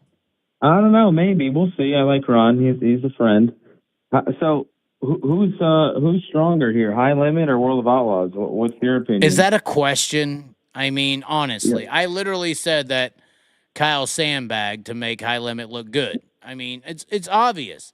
Now, I feel really bad that you and fucking Macedo are getting out on the straightaway and saying Kyle's so much glorious than us. That's bad, David. You can't keep fucking saying this. You can't. Well, you can't. Do you believe that? So, hold on, David. Let's say it right now. Do you believe that Kyle Larson is a better sprint car driver than you? Please say no. I would say he's a more courageous sprint car driver than me. Oh, my. Look at him pull out the fucking, encyclopedia. Come on. You're Mr. Encyclopedia. You know all the fancy words. Courageous? What does You're that like the fucking Stephen mean, A. David? What does courageous mean? You're the Stephen A. Smith of sprint car racing. Yeah. What does courageous mean? Let's hear it. What does that mean? When you're separating the two. Separate it for us. You do it. He's got bigger balls. Oh, my God. Even at Knoxville? Maybe it's not. Hold on. Let's do it like this. It's not Jacksonville. It's not some regular points night. Knoxville Nationals, Kings Royal, these events that matter to a sprint car driver. Yep. Does he got bigger balls than you in those moments? No. Okay. So then what is it? I mean, he's had my number at Knoxville here lately, but I mean, Eldora, I think we have a good handle on Eldora. So down the back straightaway, 2 to go, Knoxville this year. You got to run on the 57 he's leading. He's running the top. He's running the top. Are you putting Are you putting him in the fence in the 3? No, I'm never putting anybody in the fence. Well, you're making it close, David. I'm not trying to say Danny Dietrich style where you just wreck people. I'm saying, like, you're a professional, but you have a moment here. You got to seize it. Like Jason Johnson did Donnie. It was like a big deal. He put it on him. You know what I'm saying? If Cody tells me on his Nextel to do it, I'll do it. Oh, he's got to give you a radio in the helmet. You piece of shit. Come on. I'm just saying, David, there's situations where the balls are equatable, you're saying. Well, look at Jacksonville the year before. I mean, Kyle's a good race car driver. I'm a good race car driver. There's going to be nights he beats me, and there's going to be nights I beat him. That's just the way it goes. Last year, we beat him, I think, 1 or 2 more times than he beat me. You know what I mean? So the problem I have with Jacksonville this year is he was literally running another line, and no one even tried it. Y'all didn't even try. I'm not going to try it if I'm not comfortable doing it. And that's not our style. And, maybe Kofoid or Macedo could have tried it. No, Macedo fucking just let him go and then got out of the car and said he's better than me. That's what he did. Well, that's on him. That's not on me. But that ain't something I'm going to strive on. I can promise you that. I guess it was a little 5th mile in the middle of fucking Illinois. Illinois. Nobody cares about that. But you are confirming, though, in certain situations you will nut up and kick Kyle Larson's ass. That's what we're trying to confirm here. With your helmet. With your helmet. You got to have the helmet, the special one. Yes. Yeah, if Cody tells me to do it, I will do it. Okay. Cody is the leader of the herd, is what you're telling me. Yeah, like, I'm still waiting for you to show these clips from Eldora. Like, I don't know if you got dial-up broadband internet or what. Couldn't bring them up. I'm sorry. We couldn't get them. We couldn't get them. I'm just saying, David, they're saying out here in the sprint car world, he changes lanes. They get close. He changes. You're saying they obviously are taking the helmet from victory lane. They're running away with it. What is it, David? Tell me. Well, I'm going to give you a quote from Anchorman. You, my friend, have a firm grasp on the obvious. Oh, my God. Oh, my God. This is dairy deprivation. You just need your chocolate milk. That's all this is. Yep. Oh, God. Look at him with his yep. This is pathetic. Well, you broke all the records, David. Is there anything you want to say before you go into the PA Amish land? No, just hopefully we get the race and, hopefully TJ Stutz doesn't kick my ass this year and, we'll see what happens. I will say it did mean a lot to me last year, David, when I was interviewing Corey Day and you ran me over with the golf cart and you said you missed me. I will say that means a lot. You're welcome. Do you miss me when I'm not at the track? Is that what happens? You For start sure, a night. definitely. You start a night and you complete it and you didn't see me and you feel bad. I always feel bad for you, Chaz. Oh, bad for me now. Oh, that's what it is. Yeah. Okay. Yep. Okay. Okay. That's not how you came across at Knoxville last year. No, I had a couple adult beverages. Okay. So that you got in your feelings and then you let your feelings out. So the truth is, you missed me. You when I'm not at the track, you Yep. feel sad. Facts. Okay. I'm just making sure. Just making sure.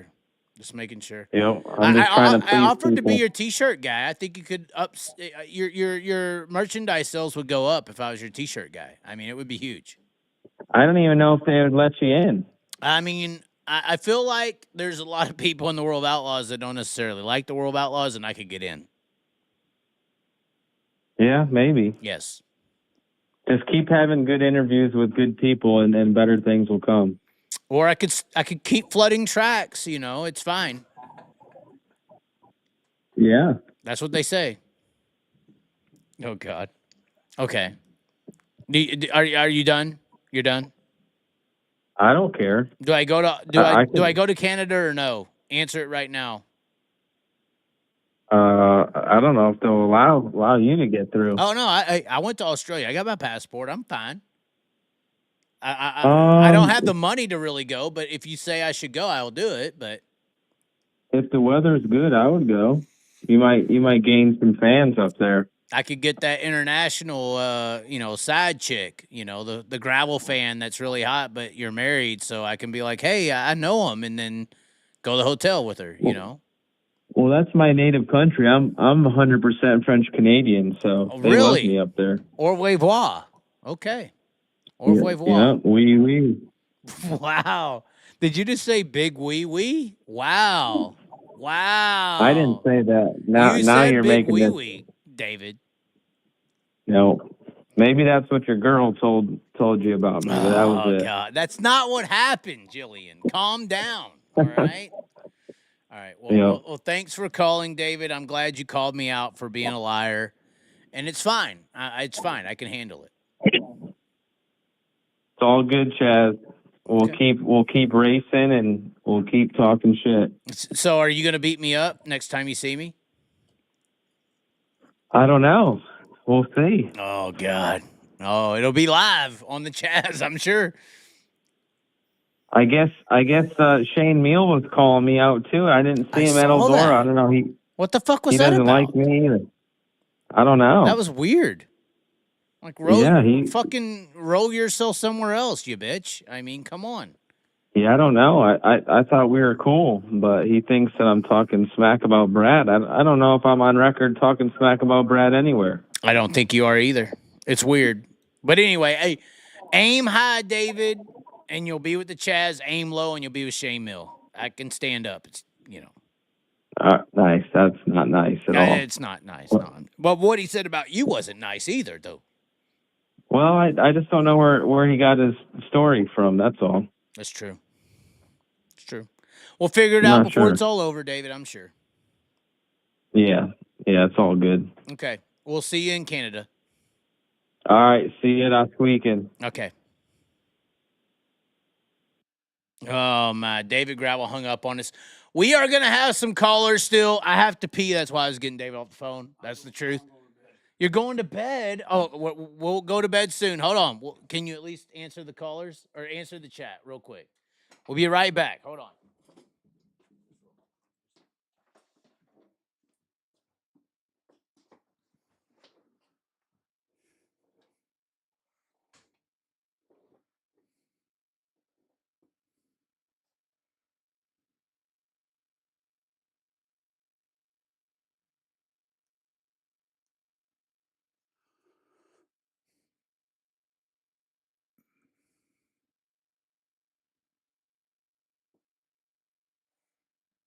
Yes, it would, Alan.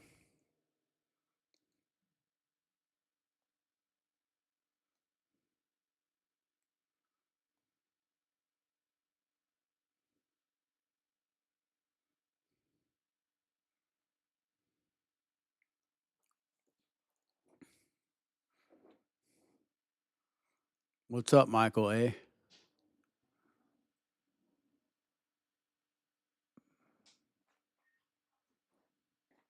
That's right, Steven. What did he say? Steven say? Go 57. Oh, no. These Larsonites, I swear. All right. Sean's out. We should just end it there. I mean, gravel puking Chaz is great. It's fine. Y'all want to be mean to me? It's fine.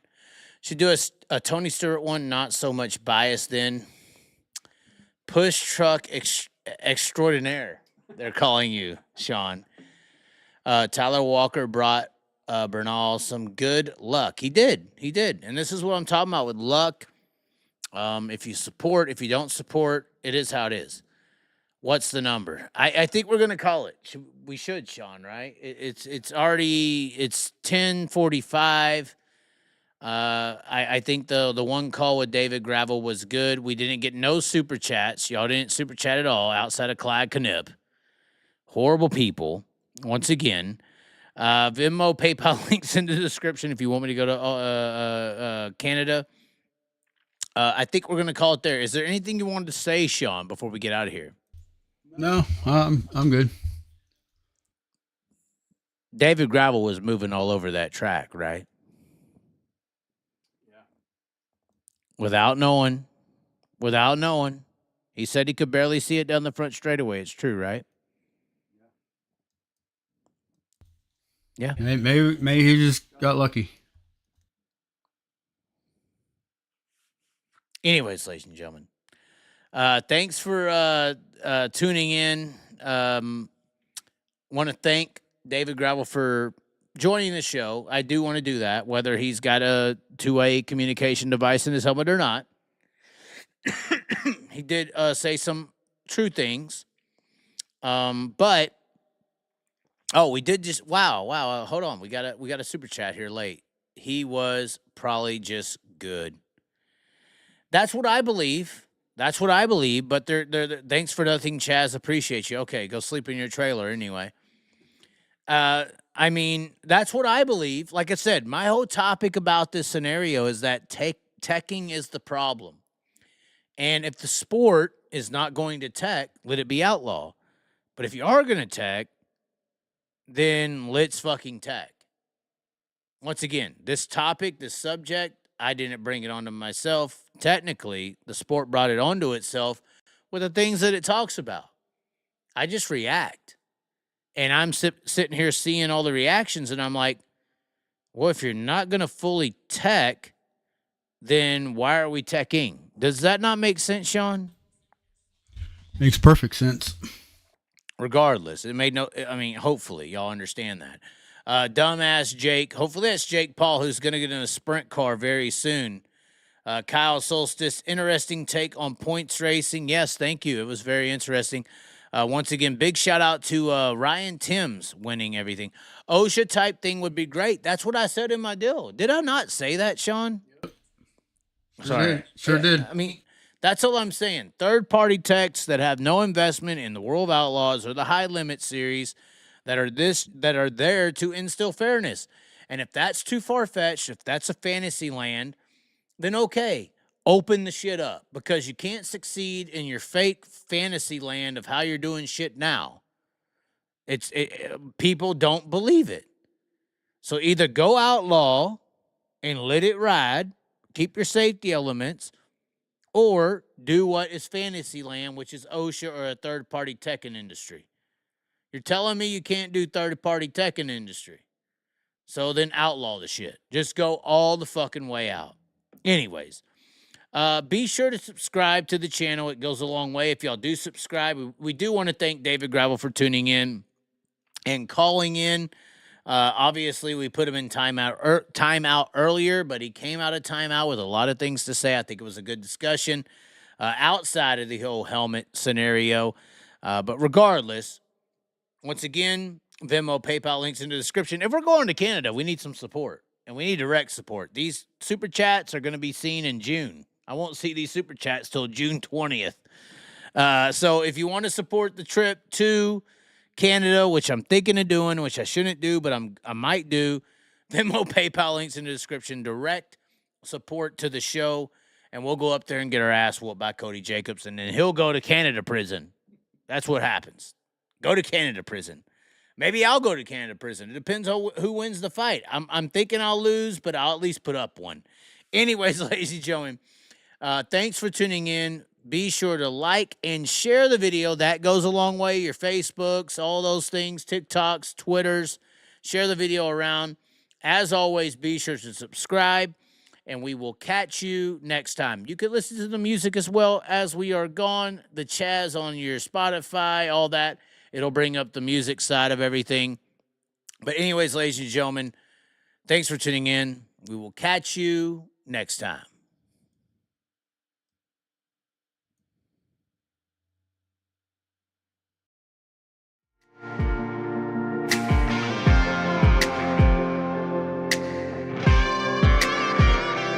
We can ride high, we can ride low. We can ride anywhere we need to go. We can ride all night up to the morning, as long as we make the show.